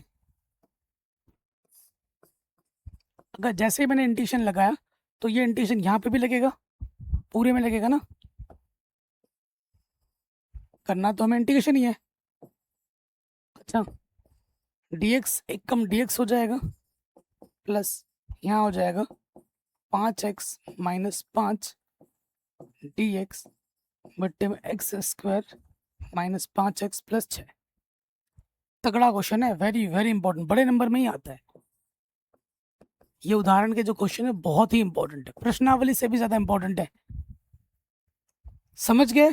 फिर से एक बार रिपीट कर रहा हूँ, ऊपर नीचे की घात समान थी, हमने भाग दिया, भाग देने के बाद क्या होता है, जितनी बार भागफल गया वो आता है, प्लस उसके बाद शेषफल आता है, जिससे आपने भाग दिया वो बट्टे में आ जाता है। क्योंकि हमने करना है समाकलन, समाकलन का चिन्ह हमने ले लिया, समाकलन इसके साथ भी आएगा, समाकलन इसके साथ भी आएगा, ले लिया। अब dx का समाकलन तो x होता है, यहाँ पे आओगे किसी भी सूत्र के रूप में नहीं है, हो सकता है आप कर लो, एक तरीका यहाँ लग सकता है, कौन सा वाला, जो आपने इससे पहले सीखा था। मैंने बोला था ना, जब आप सीखते जाओगे तो ऐसी स्थिति उत्पन्न हो जाएगी आपके सामने कि आप एक ही प्रश्न को दो दो तीन तीन तरीकों से कर सकते हो। अभी ये जो प्रश्न है वो दो तरीकों से हो सकता है, जी हाँ, दो तरीकों से। पहला तरीका जो आपने इससे पहले सीखा था कि अंश को हम लिख सकते हैं a d बट्टे डी एक्स हर का अवकलज प्लस b, याद आया, कल ही आपने पढ़ा था, वो विधि लग सकती है। दूसरी विधि यहाँ और लग सकती है कि भैया इसका आंशिक भिन्न भी हो सकता है, जी हाँ, इसका आंशिक भिन्न भी हो सकता है। क्यों? क्योंकि इसका गुणनखंड हो जाएगा, नीचे वाले का हम गुणनखंड कर सकते हैं। देखिए कैसे, हमारे पास क्या है, x square minus 5x plus 6 है ना दोस्त, गुणा करने पे 6 या जोड़ने पे 5, क्या होता है, 3 दूनी 6, तीनों दो को जोड़ोगे 5 आ जाएगा।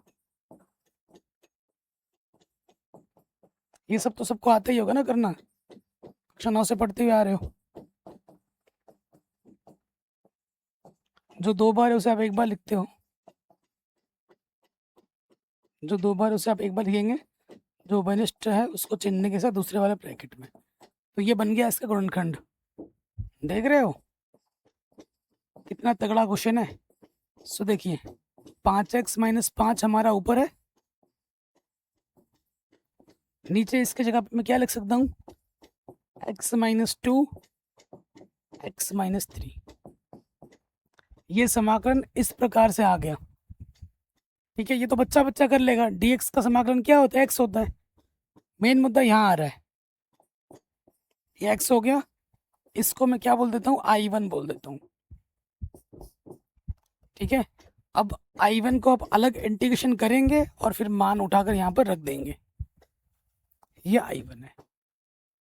मैं यहाँ तक साइड हट जाता हूँ, एक बार आप देख लीजिए क्या क्या किया हमने, और ये जो भी चीजें की हैं वो फेयर कॉपी में लिखनी है, रफ कॉपी में नहीं,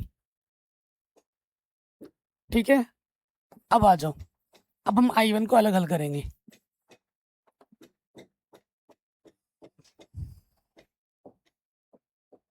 ठीक है। I1 पे आ जाओ, I1 मेरे पास क्या है दोस्त, ऊपर हमारे पास है 5x माइनस 5, नीचे पास है मेरे पास x minus 2 x minus 3 dx, गुणनखंड के रूप में नीचे उचित भिन्न है, नीचे की घात 2 है, ऊपर की घात 1 घात है, उचित भिन्न है, तो यहाँ आंशिक भिन्न लग जाएगा। तो यहाँ क्या लगा देंगे बच्चों, यहाँ लगा देंगे आंशिक भिन्न, आंशिक भिन्न करने पर, तो यहाँ हो जाएगा 5x माइनस 5, ये चीज दो रैखिक है, तो यहाँ आ जाएगा a के बट्टे में x माइनस 2 प्लस b के बट्टे में x माइनस 3। सिंपल ऐसे क्वेश्चन किए थे अभी हमने। फिर क्या लेंगे हम, लॉशअपर ले लेंगे। इसको समीकरण नंबर कुछ मान लो 2, इसको समीकरण मान लिया 1। लॉशअपर नीचे से गुणा करोगे x माइनस 2 गुणा x माइनस 3, इसकी गुणा इसके साथ, इसकी गुणा इसके साथ, यहाँ पर क्या है 5x माइनस 5, ठीक, दोनों के पट्टे में सेम टू सेम कट गया, क्या बचा 5x माइनस 5। आपको मैंने दो तरीके सिखा रखे हैं, एक बार x माइनस 3 को 0 मानना होगा, एक बार x माइनस 2, वो विधि आती है, वो विधि भी लगा लेना। मैं क्या कर रहा हूँ देखो, a से अंदर गुणा कर देंगे ax माइनस का 3a, bx माइनस का 2b, ठीक है, x उभयनिष्ठ आ जाएगा a प्लस का b, और इसको साथ में लिख देंगे, माइनस का 3a माइनस का 2b। माइनस है तो मैंने ब्रैकेट लगा के मान रखा है। दो तरीके हैं आपके पास, या तो एक बार इसको 0 मानो, एक बार इसको 0, उससे भी हो जाएगा, तुलना करके भी हो जाएगा, ठीक है, तुलना करके भी हो जाएगा। तुलना छोड़ो, आसान वाला ही बताता हूँ, जो आपको अच्छा लगे वो लगाओ। मैं आपको बार बार बोल रहा हूँ, क्योंकि जब दोनों रैखिक हो तो वही आसान होता है। एक बार उसको 0 मानो, एक बार उसको 0 मानो, दोनों रैखिक है ना, तुलना की जरूरत नहीं पड़ेगी। तो क्या करना है प्यारे बच्चों, एक बार इसको 0 मानना है, एक बार इसको 0 मानना है। यदि x माइनस 2 बराबर 0, माइनस का 2 इधर आके क्या होगा प्लस का 2, तो हम यहाँ रख देंगे, x की जगह पे क्या जाएगा 2, यहाँ पर है 5, a x की जगह पे रखना है 2, यहाँ पर है माइनस का 3 प्लस b, x माइनस 2 को हमने क्या माना है 0, तो इसकी जगह पे आ जाएगा 0। 5 दूनी 10 में से 5 घटाओगे 5 बचेगा, और 2 में से 3 घटाओगे माइनस का a बचेगा, 1 गुणा a माइनस का a, यानी कि a का मान आ जाएगा माइनस के 5, ठीक है। अब आपको क्या करना है, x माइनस 2 को 0 माना है, अब आपको x माइनस 3 को 0 मानना है। यदि x माइनस 3 बराबर 0, माइनस का 3 इधर के हो जाएगा प्लस का 3, जहां जहां x दिख रहा है वहां 3 रख दो, x माइनस 3 को 0 माना है हमने, तो इसकी जगह पे 0, ठीक है, प्लस b 3 माइनस का 2, 15 में से 5 घटाएंगे 10 बचेगा, ये 0, 3 में से 2 घटाएंगे 1, 1 गुणा b 1b, b का मान आ गया 10। a और b के मान को हम उठाकर यहाँ रख देना है और समाकलन कर लेना है। अगले स्टेप में हम क्या लिखेंगे, a और b का मान रखने पर, a व b का मान रखने पर,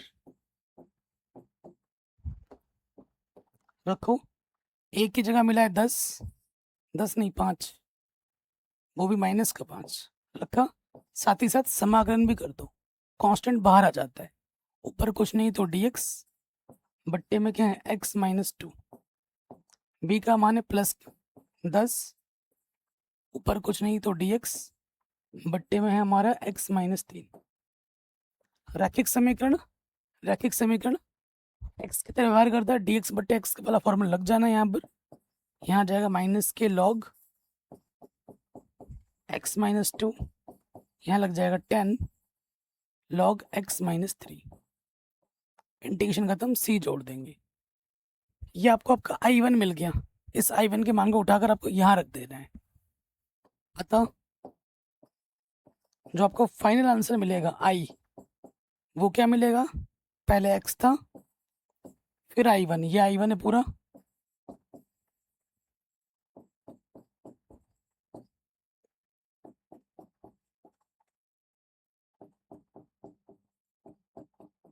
ये पूरा आंसर आ गया। यहाँ आप देख पा रहे हैं ना, ये सूत्र के रूप में है। ये वाला किस टाइप के सूत्र के रूप में है, dx बट्टे x के टाइप के रूप में है, जिसका इंटीग्रेशन क्या होता है log x, और यहाँ x के जगह पर x माइनस 2 था। गाइस चैप्टर बहुत आसान है। चलिए इस प्रश्न पे आ जाते हैं। ये क्वेश्चन बहुत इंपॉर्टेंट है, मैं आपको कई बार बोल चुका हूँ। एक सीक्रेट चीज मैं आपको बार बार बोल रहा हूँ, बोर्ड एग्जाम जिस साल आप दोगे, इसी साल देना है ना, ये तो नहीं कि अगले साल देने का सोच रहे हो। क्यों, कई बच्चे ऐसे भी सोचते हैं कि अरे यार फेल हो जाऊंगा तो क्या है, अगले साल दे देंगे। ऐसी ही चीज सोचना भी नहीं है। मैं आपको बता दूं बच्चों, बोर्ड एग्जाम जब दोगे तो आप देखना आपके बोर्ड के पेपर में 60% क्वेश्चन आपके उदाहरण के होंगे। दावे के साथ कह रहा हूँ 60% क्वेश्चन आपके उदाहरण के होंगे। उदाहरण को हल्के मत लीजिए, ये सारे उदाहरण तगड़े तगड़े हैं और बोर्ड एग्जाम में बार बार पूछे गए हैं। ठीक है, उदाहरण नंबर 14 पे आ जाओ। इसको मुझे समाकलन करना है। तो जो हम आंशिक भिन्न सीख रहे हैं वो क्या है कि भैया उचित भिन्न होना चाहिए। उचित भिन्न क्या होता है, नीचे वाले की घात ज्यादा होनी चाहिए, ऊपर वाले की घात कम होनी चाहिए। बिल्कुल है, नीचे वाले की घात गुणा करोगे 4 आ जाएगा, ऊपर वाले की घात कितनी है, 2 है अधिकतम। तो ऊपर की वाले की घात कम है, नीचे वाले की घात ज्यादा है, उचित भिन्न है।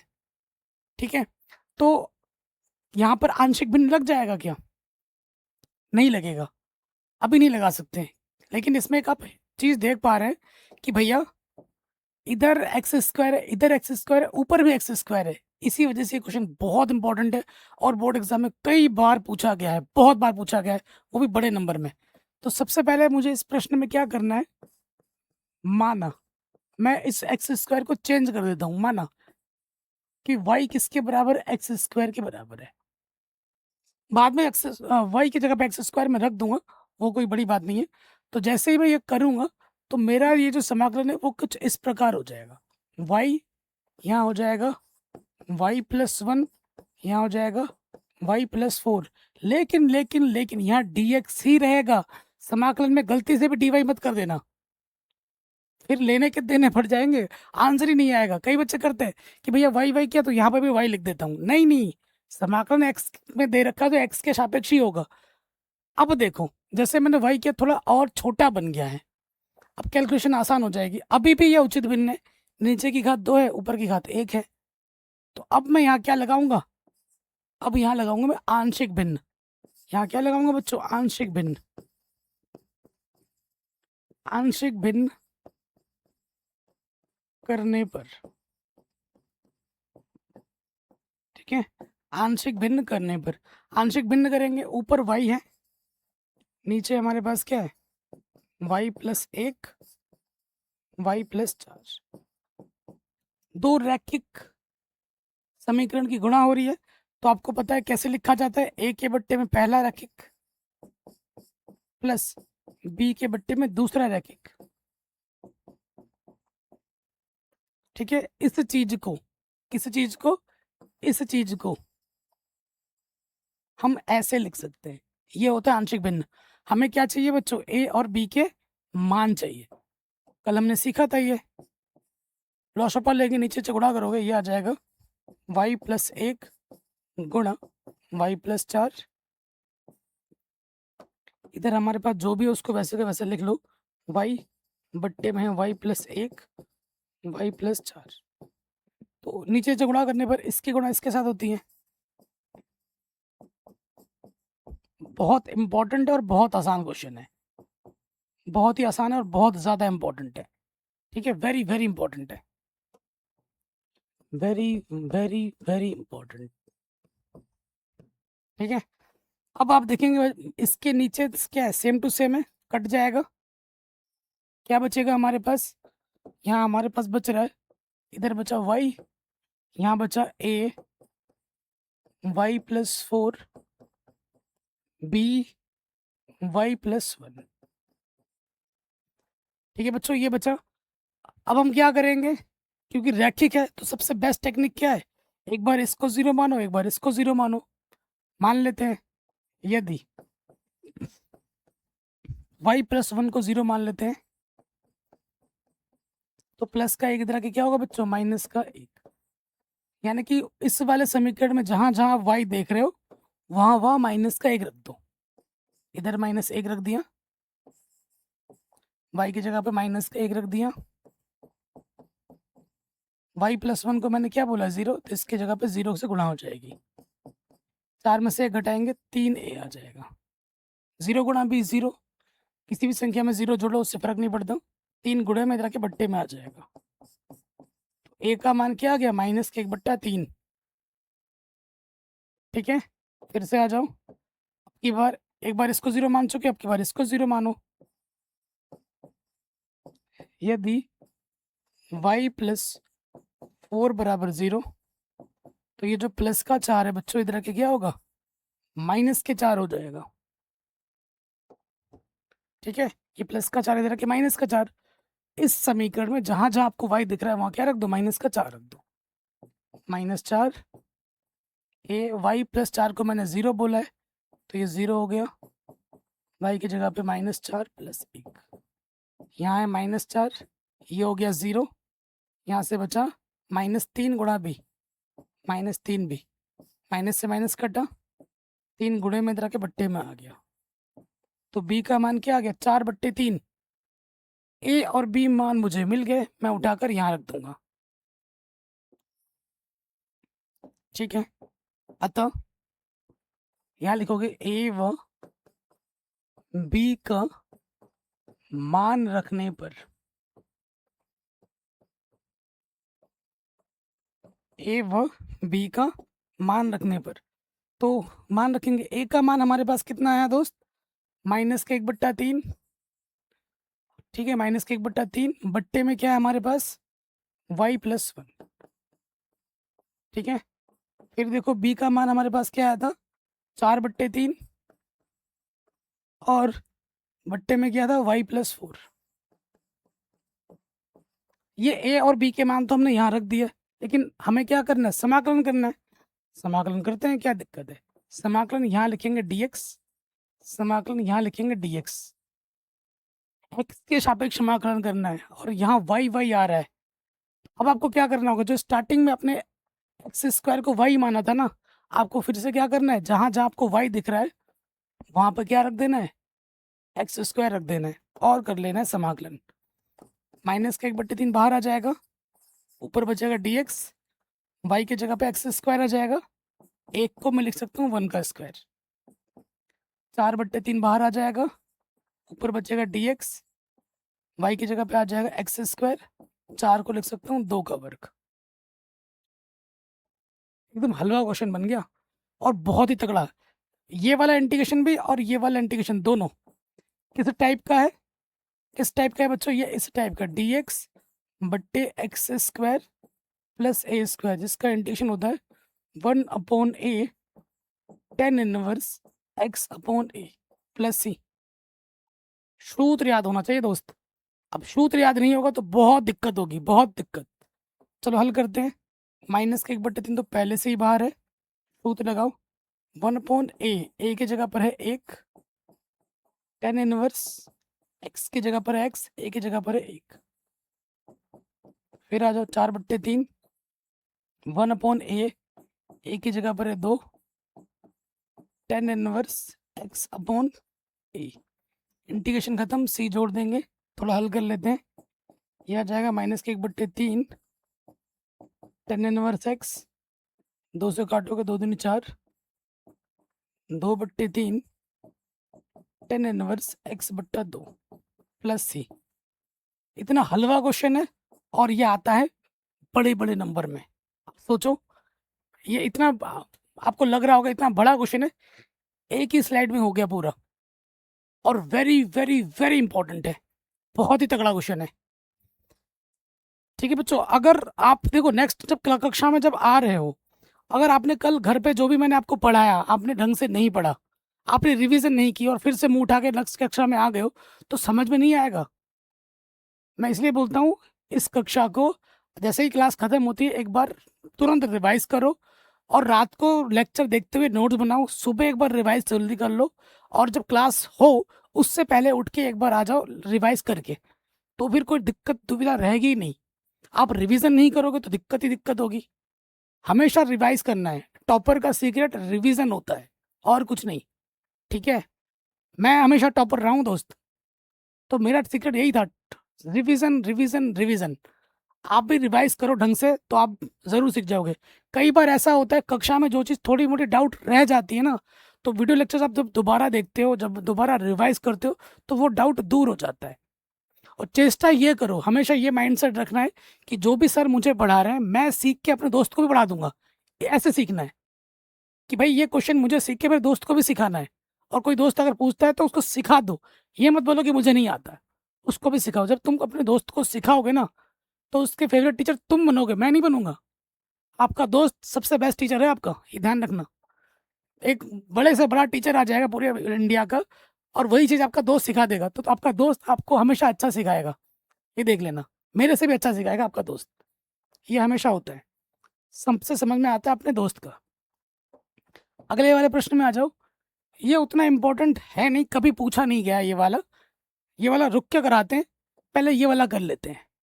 ये पूछा गया है, ठीक है, पहले इसको कर लेते हैं, इसके बाद उसको करेंगे। ठीक है, तो ये पूछा गया है, वेरी वेरी इंपॉर्टेंट है।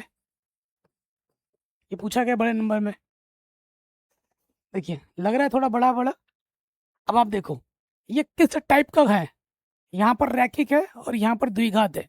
उससे पहले आप क्या देखोगे, क्या ये अंश बट्टे हरे, क्या ये उचित भिन्न है? नीचे चेक करो, एक्स स्क्वायर गुणा एक्स, एक्स की घात 3 हो जाएगा, और ऊपर क्या है, एक्स की घात 2। तो ऊपर की घात छोटी है, नीचे की घात बड़ी है, यानी कि ये एक उचित भिन्न है। जब उचित भिन्न होता है तभी हम आंशिक भिन्न लगा सकते हैं, अन्यथा नहीं। इस चीज का ध्यान रखना है। चलिए, तो यहाँ लग जाएगा आंशिक भिन्न। क्या लिखोगे, आंशिक भिन्न करने पर, वेरी वेरी इंपॉर्टेंट क्वेश्चन है। इस प्रश्नावली में जितने भी प्रश्न हैं बच्चों, उन सब प्रश्नों से अच्छे शानदार क्वेश्चन ये उदाहरण के हैं। मैं आपको पहले बता दूं, ये उदाहरण के प्रश्न ज्यादा आए हैं एग्जाम में। तो हमारे पास क्या है, x square plus x plus 1 बट्टे में है x plus 2 x square plus 1। जबरदस्त क्वेश्चन है, वेरी वेरी इंपॉर्टेंट। अब ये देखो रैखिक है, जो रैखिक है वो आ जाएगा ए के बट्टे में। क्या ये रैखिक है? नहीं, ये तो द्विघात समीकरण है। क्या इसका गुणनखंड किया जा सकता है? तो बिल्कुल नहीं किया जा सकता। ठीक है, लेकिन मेरे, अगर मैं बोलूँ नहीं किया जा सकता तो मैं गलत हो जाऊंगा, क्योंकि आजकल के टीचर की दुनिया में ना, ऑनलाइन में आपके कमी निकालने वाले बहुत है। मैंने बोल दिया ना कि नहीं निकल सकता, तो क्लास 12th के हिसाब से नहीं निकल सकता। लेकिन अगर आप क्लास बीएससी में जाओगे, बीटेक वाले में जाओगे, तो इसका भी गुणनखंड हो जाएगा।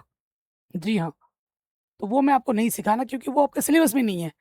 ठीक है ना, तो फिलहाल देखो एक्स स्क्वायर प्लस 1 है, द्विघात समीकरण है, गुणनखंड नहीं है, गुणनखंड नहीं किया जा सकता। तो जब द्विघात समीकरण हो जिसका गुणनखंड नहीं किया जा सकता हो, वो किस रूप में लिखे जाते हैं? ए आ चुका है, तो यहाँ आ जाएगा बी एक्स प्लस सी, साथ में बट्टे में ये पूरा द्विघात समीकरण है ना। ये किस टाइप का है? टाइप देखो, कल मैंने आपको बताया था, ये इस टाइप का है, ये रैखिक और ये द्विघात। तो रैखिक वाला आ जाता है ए के बट्टे में, जिसका द्विघात समीकरण गुणनखंड नहीं हो सकता, वो आता है बी एक्स प्लस सी के बट्टे में। ये इस टाइप का क्वेश्चन है, इसलिए ये इंपॉर्टेंट है। ठीक है, तो अब हमें क्या निकालना है, ए निकालना है, बी निकालना है, सी निकालना है। क्वेश्चन बहुत आसान है, क्वेश्चन बहुत आसान है। यहां तक हो गया। आगे क्या करते हैं, लॉसअपा लेते हैं। ले लीजिए भैया लॉसअपा, नीचे से गुणा कर देंगे, एक्स प्लस 2 गुणा एक्स स्क्वायर प्लस 1, इसकी गुणा इसके साथ एक, इसकी गुणा इसके साथ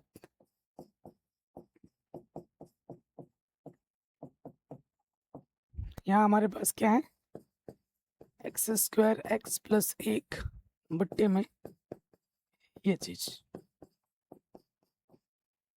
कोई दिक्कत यहाँ तक नहीं होगी। इसके बट्टे में सेम टू सेम हमेशा कट ही जाना है, हमेशा कटना है। अब जो नियम मैंने आपको सिखाया है कि एक रैखिक को जीरो मानते हैं, वो नियम यहाँ पर हो जाएगा फेल। जब भी द्विघात समीकरण आएगी तो वो नियम फेल हो जाता है, फिर हमें तुलना करने वाला नियम ही लगाना पड़ता है। वो भी मैंने आपको कल सिखा दिया था, नहीं सीखा तो यहाँ सीख लेते हैं दोबारा, क्या दिक्कत है। पहले क्या करेंगे, ए से अंदर गुणा करोगे, ए एक्स स्क्वायर, ए कम ए, एक्स से गुणा करेंगे तो ये हो जाएगा बी एक्स स्क्वायर प्लस का सी एक्स, 2 से गुणा करेंगे 2bx प्लस का 2c। यहाँ हमारे पास क्या होगा, एक्स स्क्वायर एक्स प्लस 1। फिर क्या करना होता है, उभयनिष्ठ एक्स स्क्वायर निकालो उभयनिष्ठ। यहाँ पर a है, यहाँ पर b है। फिर क्या निकालते हैं, x निकालते हो उभयनिष्ठ। x कहाँ कहाँ दिख रहा है आपको, एक ही जगह दिख रहा है ना, सी एक्स। यहाँ से देखो 2b दिख रहा है, 2b यहाँ से x उभयनिष्ठ आ गया, यहाँ c है प्लस c, ठीक हो गया।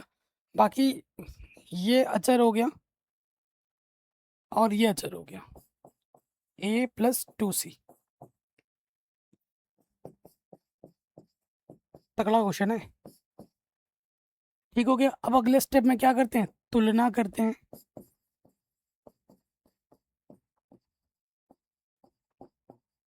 तुलना करने पर कर दीजिए भैया तुलना। तो यहाँ देखोगे, यहाँ एक्स स्क्वायर गुणज क्या है, ए प्लस बी। यहाँ एक्स का गुणज क्या है, कुछ नहीं तो 1। तो ये पहला समीकरण आ गया ए और बी में, समीकरण नंबर 1। फिर देखो यहाँ एक्स का गुणज क्या है, 2b प्लस सी, 2b प्लस सी। और यहाँ एक्स का गुणज क्या है, कुछ नहीं तो 1। फिर यहाँ है a प्लस 2c अचर पद, और यहाँ अचर पद कितना है, 1। इन तीनों समीकरणों को हल करना है, इन तीनों समीकरणों को हल करना है। हल करने पे आपको क्या मिलेगा, ए बी सी मिलेगा। ठीक है, कैसे हल करें, ए और सी में है, ए और बी में ला दो। देखो ए और सी में एक समीकरण यहाँ है, मैं इसको और इसको हल कर लेता हूँ। देखो हल कैसे करूँगा, समीकरण समीकरण ए व बी से। देखो एक समीकरण ए और सी में यहाँ पर है, तो इन दोनों को हल करके एक समीकरण ए और सी में मैं लाता हूँ। यहाँ बी का गुणज यानी कि बी को हटाना पड़ेगा, तो यहाँ बी का गुणज 2 है, यहाँ पे बी का गुणज 2 बनाना पड़ेगा। तो इस वाले में मुझे 2 से गुणा करना पड़ेगा, कर देता हूँ गुणा 2 से। तो ये हो जाएगा 2a प्लस 2b, 2 एक कम 2, और इसको नॉर्मली रखो 2b, और ये प्लस का है c।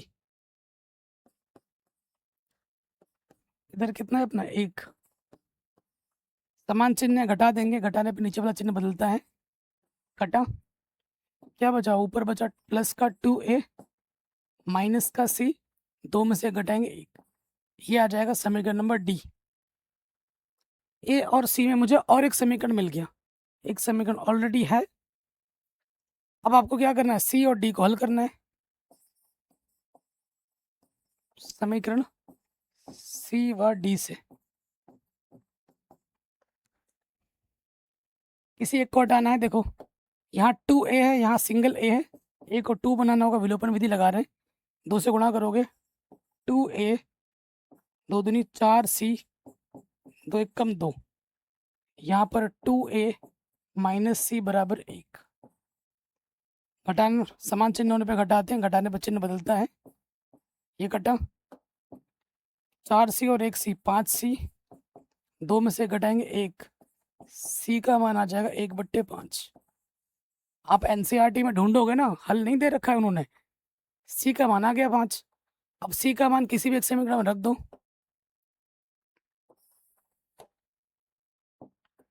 किस में रख देते हैं, यहाँ रख देते हैं, क्योंकि 2a माइनस सी बराबर 1 है ना। तो सी का मान कितना है, 1/5 मैंने यहाँ रख दिया, माइनस के 1/5 यहाँ के प्लस के 1/5 होगा, 5 एकम 5 प्लस 1 6/5 कटेगा 2 3 6, तो ए का मान क्या आ गया 3/5। ठीक हो गया, ए भी मिल गया सी भी मिल गया, मुझे क्या चाहिए बी चाहिए, तो यहाँ रख दो, इस वाले समीकरण में रख दो, आपको बी का मान मिल जाएगा, क्योंकि ए प्लस बी कितना है आपका 1 है, तो ए का मान है 3/5, यहाँ रख दो, इसको हल कर लो, प्लस का 3/5 यहाँ के माइनस का 3/5, लॉस ऑफ आ जाएगा 5, 5 एकम 5 माइनस 3, तो बी का मान आ जाएगा 2/5।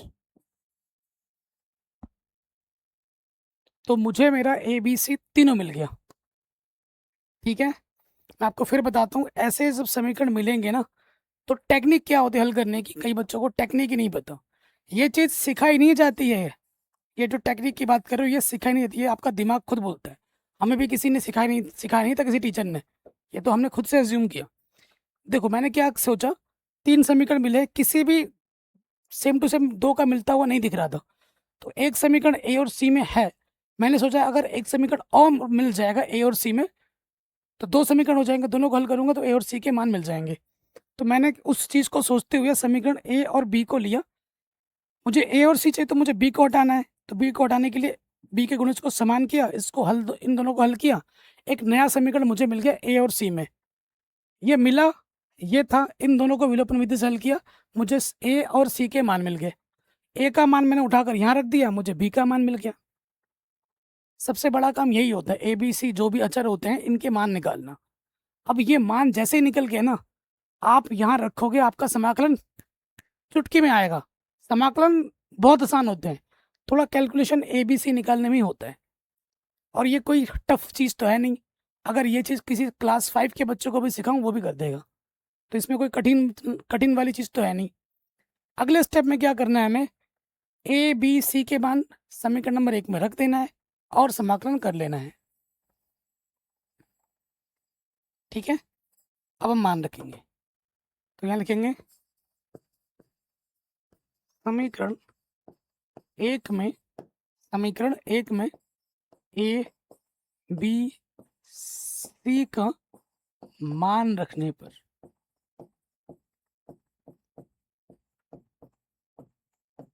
ठीक है, ये हम क्या करेंगे, यहाँ पर मान रख देंगे, रखो भैया मान, यहाँ रखना है यहाँ रखना है, तो पहले ए का मान कितना आया था 3/5, ठीक है, बट्टे में क्या है मेरा x+2,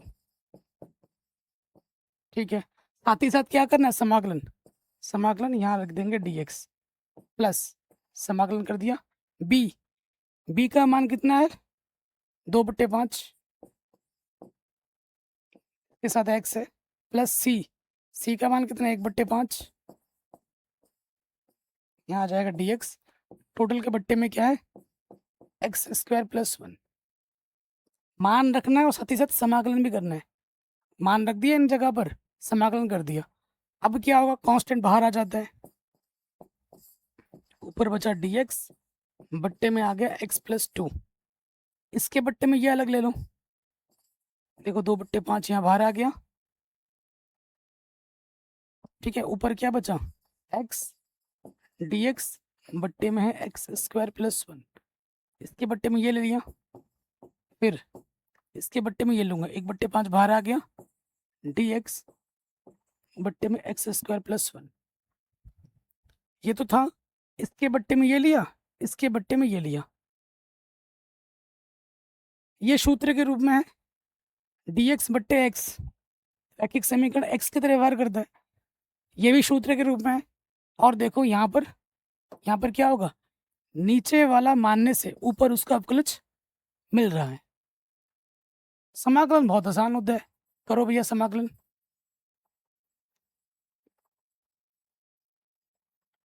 तो जिस जो मानना है उसको मान लेते हैं। यहाँ मानना पड़ेगा ना, माना टी मान लो, एक्स स्क्वायर प्लस 1 को टी मान लो, एक्स के सापेक्ष जब क्लोज करना है तो यहाँ हो जाएगा 2x। इस 2 को इधर लेते हैं तो बात सही हो जाती, चलो कोई नहीं। ये 2 गुणे में इधर के बट्टे हो जाएगा, ये 2 गुणे में इधर के बट्टे में आ गया, और ये dx बट्टे का इधर आके गुणे में आ गया। ये वाला कौन सा फॉर्मूला बन रहा है बच्चों, फॉर्मूला याद है?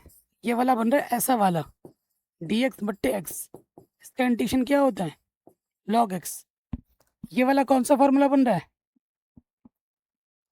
इसका तो डायरेक्ट फॉर्मूला होता है, 1 को मैं लिख सकता हूँ 1 का स्क्वायर, या फिर आपको डायरेक्ट याद होना चाहिए, डायरेक्ट dx बट्टा एक्स स्क्वायर प्लस 1 किसका इंटीग्रेशन होता है ये बच्चों, tan इनवर्स x का सूत्र है डायरेक्ट। या फिर इसको और एक रूप में बना सकते हो, देखो अगर आपको ऐसे याद नहीं है तो ऐसे याद कर लो, एक्स स्क्वायर 1 को लिख सकते हैं 1 को लिख सकते हैं a का स्क्वायर, है ना, तो यहाँ लग जाएगा 1/a tan इनवर्स x/a, जो आपको अच्छा लगे जिस रूप में लिखना चाहो। तो यहाँ हो जाएगा 3/5, ये हो जाएगा इंटीग्रेशन log x प्लस 2, ठीक। यहाँ पर हमारे पास 2/5, एक्स डी एक्स की जगह पे क्या आएगा, dt/2, dt बट्टे का 2, और एक्स स्क्वायर प्लस 1 को आपने क्या माना है, t माना है। यहाँ पे आ जाओगे प्लस 1/5 बाहर है, इसको मैं ऐसे लिख सकता हूँ, x के जगह पर x है और a के जगह पर 1 है, तो यहाँ क्या होगा 1/a tan इनवर्स x/a। थोड़ा हल करते हैं, 2 से 2 यहाँ से कट गया, यहाँ बचा 3/5 log x प्लस 2 1/5 dt/t क्या होता है, log t, और यहाँ पे आ जाएगा 1/5 tan इनवर्स x, इंटीग्रेशन हो गया, c जोड़ देंगे, यहाँ पे t का मान रख दोगे, 3/5 log x प्लस 2, यहाँ आ जाएगा 1/5 log t का मान क्या था, एक्स स्क्वायर प्लस 1, और ये है tan इनवर्स x बट्टे में 5 है। आंसर सी हमारा क्या होता है, समाकलन नियतांक। तगड़ा क्वेश्चन और एग्जाम में पूछा गया है, ये जितने भी उदाहरण है ये तगड़े तगड़े उदाहरण है, बड़े बड़े नंबर में आते हैं। आप पेपर उठाओ किसी भी साल का, इन 5 उदाहरणों में से एक उदाहरण आपको फंसता हुआ मिलेगा, ठीक है, जरूर मिलेगा। और 5 आएंगे, यूपी बोर्ड में 7 पेपर बनते हैं, 7 सेट में ये 5 क्वेश्चन डाले जाते हैं इधर उधर, तो आने तो सारे हैं लेकिन आपके नसीब में कौन सा है ये आपको पता होना चाहिए, ठीक है। तगड़ा क्वेश्चन है, आराम से बन गया, कोई दिक्कत नहीं होगी, ठीक है, कोई दिक्कत नहीं होगी। चलिए अब इस वाले प्रश्न में आ जाओ, सोच रहे होगे कि सर ये छोड़ देंगे, ये कराएंगे नहीं। अब बोर्ड वाले क्या कर रहे हैं ना, बोर्ड वाले थोड़े चालाक बन रहे हैं, चालाक क्यों बन रहे हैं कि बोर्ड वाले पेपर में ऐसा क्वेश्चन रख रहे हैं, 1 से 2 क्वेश्चन जो आज तक कभी पूछा ही नहीं गया है, और बच्चे सोचते हैं कि ये तो इम्पोर्टेंट नहीं है, ये कभी नहीं आएगा। और बोर्ड वाले पिछले 2 साल से ऐसा हो रहा है कि वो क्वेश्चन डाल रहे हैं जानबूझ के, ऐसे ऐसे क्वेश्चन जो कभी पूछा ही नहीं गया है, कभी नहीं पूछा गया है। 1 से 2 क्वेश्चन आपको जरूर मिलेंगे जो कभी देखा नहीं होगा आपने बोर्ड में, और वो क्वेश्चन बाहर से नहीं आ रहा है, वो क्वेश्चन आपके एनसीईआरटी का ही है।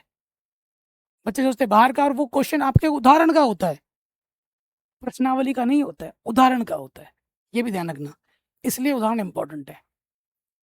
अब ये क्वेश्चन है, क्वेश्चन देख के बच्चा डर जाएगा, सोचेगा भैया साइन है, कॉस है, साइन है, क्या करूं, किसी सूत्र के रूप में नहीं है, एक्स फैक्स भी नहीं है कि मैं आंशिक भिन्न लगा दूं, क्या करूं मैं, है ना। और इसी वजह से ये क्वेश्चन तगड़ा है, वेरी वेरी इंपॉर्टेंट है। सबसे पहले देखो आप काम करेंगे,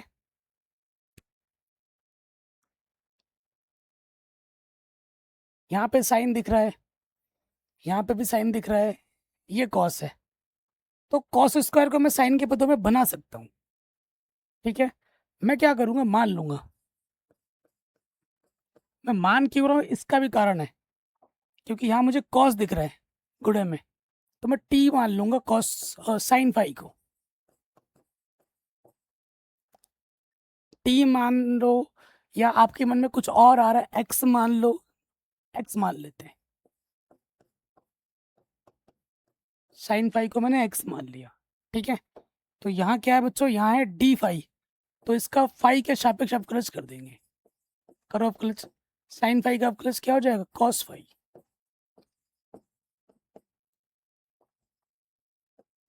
ये बट्टे का डी फाई यहाँ आकर गुणे में हो जाएगा। अब इन मानों को उठाकर यहाँ रखो, तो हमारा इंटीग्रेशन कुछ परिवर्तित होकर कैसा आ रहा है, 3 साइन फाई की जगह मैंने क्या रखना है, एक्स, यहाँ जाएगा एक्स, यहाँ पर 2 cos phi D phi, cos phi D phi की जगह पे क्या आएगा, डी एक्स। ट्रांसफॉर्म कर रहा हूँ, आप देख पा रहे हो। फिर देखो यहाँ पर क्या है, 5 कॉस स्क्वायर फाई को मैं लिख सकता हूँ 1 माइनस साइन स्क्वायर फाई, लिख सकता हूँ कि नहीं लिख सकता हूँ, बिल्कुल लिख सकता हूँ। और साइन फाई की जगह मैं क्या रख सकता हूँ, एक्स। अच्छा, और देखो 3x माइनस 2 डी एक्स बट्टे में थोड़ा हल करेंगे, 5 minus 1 minus minus plus, sine phi को हमने क्या माना है, एक्स, तो ये हो जाएगा एक्स स्क्वायर, और यहाँ पर है माइनस का 4x। सही कैलकुलेशन है, ठीक है। फिर देखिए ऊपर क्या आ रहा है, 3x माइनस 2 डी एक्स बट्टे में एक्स स्क्वायर माइनस के 4x, 5 में से एक घटाएंगे 4 बचेगा प्लस का, ये है।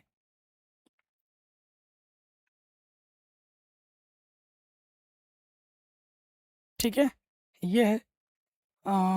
ओके बच्चों, यहाँ तक किसी को कोई दिक्कत, कोई परेशानी नहीं होगी। सबसे पहले हमने क्या किया, साइन फाई को मैंने एक्स मान लिया, यहाँ डी फाई है, डी फाई के सापेक्ष अवकलज किया, तो कॉस फाई डी फाई की जगह डी एक्स लिख दिया मैंने, और जहाँ जहाँ साइन था वहाँ मैंने एक्स लिख दिया। कॉस स्क्वायर को चेंज करके 1 माइनस साइन स्क्वायर फाई लिख सकता हूँ, बिल्कुल लिख सकता हूँ। साइन की जगह एक्स रख सकता हूँ, रख दिया, हल करके मुझे ये मिल गया। यहाँ तक किसी बच्चे को कोई दिक्कत नहीं होनी चाहिए। आगे देखिए, अगर आप थोड़ा सा स्मार्ट हैं बच्चे, होना चाहिए आपको, तो ये आपको दिख रहा होगा a माइनस बी का होल स्क्वायर, ए की जगह x है, बी की जगह 2 है, तो इसको मैं कैसे लिख सकता हूँ, ऊपर मेरे पास क्या है दोस्त, ऊपर मेरे पास है 3x माइनस 2 डी एक्स, और बट्टे में है अपना x माइनस 2 का वर्ग। इस चीज को मैं ऐसे भी लिख सकता हूँ। क्या क्वेश्चन था, कैसे क्या बना दिया है ना, यही सोच रहे होगे। सबसे इजी टेक्निक है, सबसे आसान विधि है, क्योंकि तुम बाकी जो भी आपने अभी तक सीख रखा है, तुम अपने आप से बात करो, और जितने भी मेथड सीख रहे पन्ने पलट पलट के लगा के देखो, लग रहा है क्या, जवाब होगा नहीं लग रहा है सर, तो यही कहूँगा, यही एकमात्र तरीका है, और दूसरा कोई तरीका नहीं है। ठीक है, तो जब हम यहाँ देख रहे हैं भैया, ये तो एक उचित भिन्न है, क्योंकि नीचे की घात ज़्यादा है, एक्स की घात 2 है, यहाँ एक्स की घात 1 है, उचित भिन्न है, और उचित भिन्न है तो हम क्या लगा सकते हैं, आंशिक भिन्न लगा सकते हैं। या कोई और तरीका है आपके मन में कि नीचे वाला मान लो ऊपर कुछ मिल जाए, नहीं, ऐसा भी नहीं कर सकते। यहाँ और एक विधि लग सकती है, जो 7.4 में आपने पढ़ा है, यहाँ पर अंश को बदल करके a d by d x हर का प्लस प्लस बी, वो मेथड यहाँ लग सकता है, लेकिन उससे वो लंबा होगा, इस वाले से सरल पड़ेगा।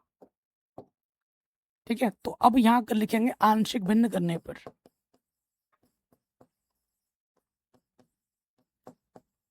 आंशिक भिन्न करने पर, करो भैया आंशिक भिन्न। तो ऊपर हमारे पास क्या, 3x माइनस 2 बट्टे में है x माइनस 2 का वर्ग, एक ही रैखिक पद है लेकिन उसका वर्ग है। तो इसको हमने सीखा है, क्या लिखते हैं, a के बट्टे में पहले लिखते हैं 1 डिग्री पावर में प्लस बी के बट्टे में फिर उससे बड़ी डिग्री ये लेते हैं। अगर यहाँ 3 होता तो यहाँ प्लस सी करके x माइनस 2 की पावर 3 लिख देता। ये सब पढ़ा रखा है भाई कल मैंने। ये वाला मेथड कौन सा लगा रहा हूँ, ये वाला। x माइनस ए की घात 2 है तो a के बट्टे में पहले x माइनस ए आएगा प्लस b के बट्टे में उसकी और एक बड़ी पावर आ जाएगी। ठीक है, कल बताया था मैंने, उसी पर आधारित प्रश्न यहाँ आ गया। अब मुझे क्या करना है, a और b को निकालना है, बाकी समाकलन फिर मेरा आसान हो जाएगा। चलिए निकालते हैं। लॉसअप क्या आएगा, x माइनस टू की घात 2, तो यहाँ लॉसअप आ जाएगा x माइनस 2 की घात 2। इसकी गुणा इसके साथ, इससे भाग दोगे, इससे भाग दोगे तो एक घात बचेगी, फिर एक घात की गुणा हो जाएगी a माइनस एक्स, ये चीज। इससे भाग दोगे पूरा कट जाएगा एक बार, एक गुणा भी एक भी आ जाएगा। प्रश्न बहुत आसान है।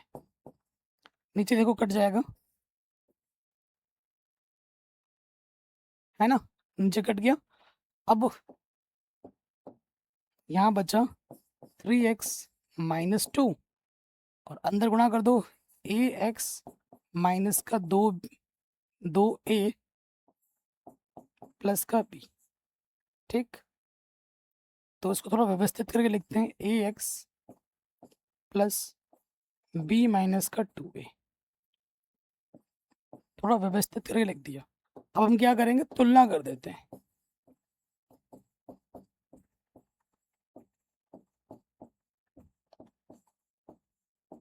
तुलना करने पर कर दो भैया तुलना, तो देखेंगे भैया x का गुणज यहाँ a है और यहाँ x का गुणज कितना है, 3 है। तो a का मान तुरंत हमें मिल गया 3। यहाँ देखो अचर पद कितना है, b माइनस का 2a, और यहाँ अचर पद कितना है, माइनस के 2।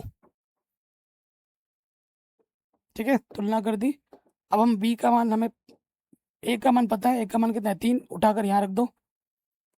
b a का मान है 3 और यहाँ है अपना माइनस के 2, तो ये हो जाएगा 2 3 6 माइनस का 2, माइनस का 6 इधर के प्लस का 6 हो जाएगा, 6 में से 2 घटाएंगे 4 आ जाएगा। हमें a भी मिल गया है, हमें b भी मिल गया, उठा के बस यहाँ रखना है और समाकलन करना है। ठीक है, क्या करेंगे, यहाँ लिखेंगे a व b का मान समीकरण 1 में रखने पर। ठीक है, रखते हैं। a का मान 3 है, यहाँ रखोगे 3 कांस्टेंट बाहर आ जाएगा, मान रखना है और साथ ही साथ समाकलन भी, dx हो जाएगा, बट्टे में क्या है मेरा x माइनस 2, प्लस b का मान कितना है 4 है, कांस्टेंट बाहर आ जाएगा, ऊपर dx x माइनस 2 की घात 2। रैखिक समीकरण किसकी तरह व्यवहार करता है बच्चों, क्या सिखाया मैंने कि रैखिक समीकरण x की तरह व्यवहार करता है, ये x की तरह व्यवहार करेगा, ये और ये। ठीक है, तो dx बट्टे x क्या होता है, log x, इंटीग्रेशन क्या होता है, log x, x की जगह पर है x माइनस 2, x की पावर में है 2, अगर पावर में 1 से ज्यादा या कम हो तो घात को ऊपर लेना होता है, तो यहाँ आ जाएगा x माइनस 2 की घात। ठीक है, ये बन गया x की पावर n वाला सूत्र। क्या हो जाएगा, x की पावर n प्लस 1 बट्टे में n प्लस 1, इंटीग्रेशन खत्म, c जोड़ दिया, थोड़ा मिटा लेते हैं, यहाँ हल कर लेंगे।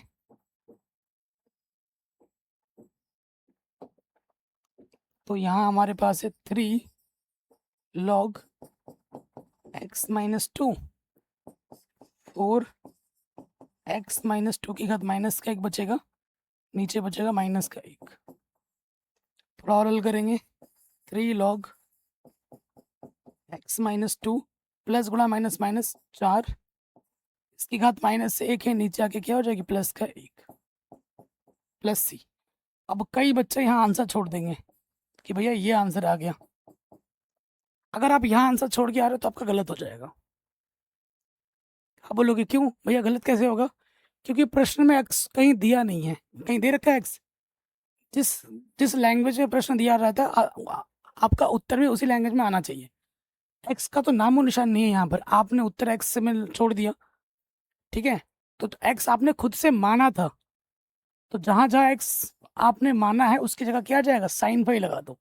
जहाँ जहाँ एक्स है वहाँ क्या लगा दो, साइन फाई। तो ये हो जाएगा 3 लॉग एक्स के जगह पे आ जाएगा साइन फाई -2 4 के बट्टे में sine phi -2 plus C answer.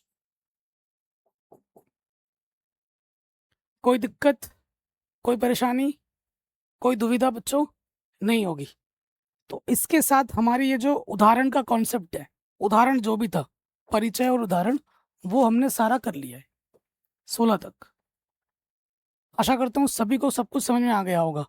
कोई भी डाउट हो आप मुझसे एक बार पूछ सकते हैं। आप लोगों का कमेंट चेक कर रहा हूँ, उसके बाद हम प्रश्नावली में आगे बढ़ेंगे। फटाफट क्वेश्चन से रिलेटेड जो भी चीज़ें आप मुझे बताइए। सर मेरा समाकलन वाले चैप्टर का रिवीजन हो रहा है, बहुत बढ़िया। MP board, UP board, sir मैंने आपके YouTube चैनल वाला चैप्टर कर लिया है, आप बहुत अच्छा पढ़ाते हो। Thank you so much Naresh भाई। शेषमानी प्रजापति, सर टाइम 5:30 बजे कर दीजिए। क्यों यार, ये टाइम सही तो है। 5:30 करूँगा तो क्लास 10th वालों को भी 4:30 बजे मुझे करना पड़ेगा। एक बच्चा तो कमेंट कर रहा है, जसवीर सिंह लिखते हैं क्लियर सर। क्लियर उस बच्चे का होगा जिसने रिवीजन करके आया होगा घर से, जो पढ़ा रहा हूँ वो डेली का डेली पढ़ रहा होगा। आप घर से जाके रिवाइज नहीं करोगे तो आपको फिर अगले दिन टफ लगेगा। ठीक है, प्लीज़ मेरे भाई डेली का डेली रिवाइज करो, और मेरे कहने पर मैथ की एक फेयर कॉपी ज़रूर बनाना, प्लीज़ प्लीज़। जो बच्चा मैथ की फेयर कॉपी बनाएगा ना, उसकी गणित एकदम तगड़ी हो जाएगी, मेरे से लिख लीजिए। ठीक है, गणित अगर आपका प्रिय विषय नहीं भी है तो प्रिय विषय लगने लगेगा, गणित में आपका इंटरेस्ट लगने लगेगा, और फिर आपका मन करेगा कि सारा दिन भर गणित पढ़ूं। फिजिक्स केमिस्ट्री भूल जाओगे, खाली गणित गणित गणित लगेगा कि गणित पढ़ता रहूं। ठीक है, मेरे साथ ऐसा होता था, पता है, जब मैं क्लास 12th के बाद आया, BSc MSc जब कर रहा था ना, BSc में फिजिक्स भी होती है, केमिस्ट्री भी होती है, मैथ भी होती है। तो मेरे को गणित इतना अच्छा लगता था करने में, मैं दिन भर गणित पढ़ता था। मेरे पास किताबें अभी भी रखी पड़ी हैं। ठीक है, दिन भर गणित पढ़ता था। फिजिक्स केमिस्ट्री मेरे को सबसे आसान लगती थी। जी हाँ, मैं फिजिक्स केमिस्ट्री महीने पेपर आने से 2-3 महीने पहले पढ़ता था और अच्छे नंबर आ जाते थे। लेकिन मैथ में पूरे साल भर पढ़ता था, और मैथ में मेरे दोस्त लोग क्या करते थे कि जो वो बस पास होने के लिए पढ़ते थे, मेरे दोस्त लोग, कि एग्जाम में आना है, यही क्वेश्चन बार बार आते हैं, इनको कर लेता हूँ। मेरा मेंटलिटी ये नहीं, मेरे को सारा सीखना है, पूरी क्वेश्चंस करनी है, जहाँ जो क्वेश्चन है सारा कुछ करना है। और मैं कभी भी, जब तक मैंने पढ़ाई की ना, कभी भी PYQ नहीं किया मैंने, कभी भी नहीं किया, ना क्लास 10th में, ना क्लास 12th में, ना BSc में, MSc में, कभी नहीं। मेरा विचारधारा ये था कि अगर मुझे सारा कुछ आ जाएगा, क्वेश्चन तुम भाई कहीं से दे दो, मैं कर दूंगा आराम से। मैं रट्टू टोटा नहीं बनना था। मैं कभी भी नंबर के लिए पढ़ा ही नहीं, हमेशा नॉलेज के लिए पढ़ा, हमेशा। सर मैं भी पढ़ता हूँ, बहुत बढ़िया।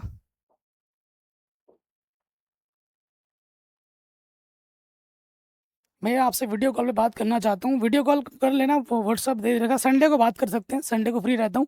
संडे को किया करो वीडियो कॉल, जिसको भी बात करना है, पक्का बात करूंगा वीडियो कॉल पे। संडे को मैं क्लास नहीं होती ना हमारी, तो उस टाइम में बात कर सकते हैं। ठीक है, और बताओ बच्चों, डाउट बताओ, थोड़ा आप लोगों का डाउट लेते हैं। सोमवार से मैं फिजिक्स के न्यूमेरिकल की वीडियोस बनाना स्टार्ट कर दूंगा। अब इसी हफ्ते से मेरा प्लान था, थोड़ा डिले इसलिए हो गया बच्चों, क्योंकि अचानक से मेरे भाई के वाइफ की डिलीवरी हो गई। 4 दिन मेरे वहीं पे चले गए, आना जाना, क्योंकि घर से हॉस्पिटल 35 किलोमीटर दूर है।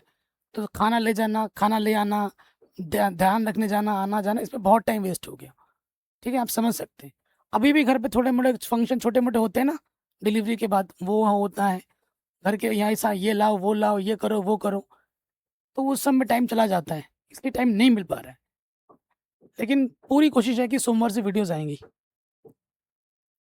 और मैं नए टीचर भी ढूंढ रहा हूँ जो कि आपको आके पढ़ाएं। सर तारक सर का स्टूडेंट लिखता है, सर टॉपर कैसे बनूं? टॉपर बनने के लिए 3 चीज़ें हैं। डिस्ट्रैक्शन से दूर रहो। डिस्ट्रैक्शन कई प्रकार की हैं, जैसे गंदी वीडियो देखना, ठीक है, उसके बाद गलत संगति आ जाता है डिस्ट्रैक्शन में, उसके बाद जो फ़ोन में जो रील्स ये वो देखते रहते दिन भर, या कोई मेरी गर्लफ्रेंड बन जाए, कोई मेरी बॉयफ्रेंड बन जाए, क्लासेस बंक कर रहे हो, ये सब डिस्ट्रैक्शन में आता है, इन सब से दूर रहो। उसके बाद आपको क्या करना है, डेली पढ़ाई करनी है कंसिस्टेंट होके, एक प्रॉपर टाइम टेबल बनाना है, पढ़ाई करनी है, ठीक है, और रिवीजन बार बार करना है, और टेस्ट देना है, जैसे ही कोई चैप्टर खत्म हो टेस्ट दे दो। ये चीज़ आप लगातार कीजिए, टॉपर बनने से कोई नहीं रोक सकता। चलिए बच्चे, जो बाकी चीज़ें हैं, ये जो हमारी उदाहरण परिचय उदाहरण खत्म हो गए, अब ये जो प्रश्नावली है वो आज हम रहने देते हैं, कल से ये प्रश्नावली हम शुरू कर देंगे, ठीक है ना बच्चों?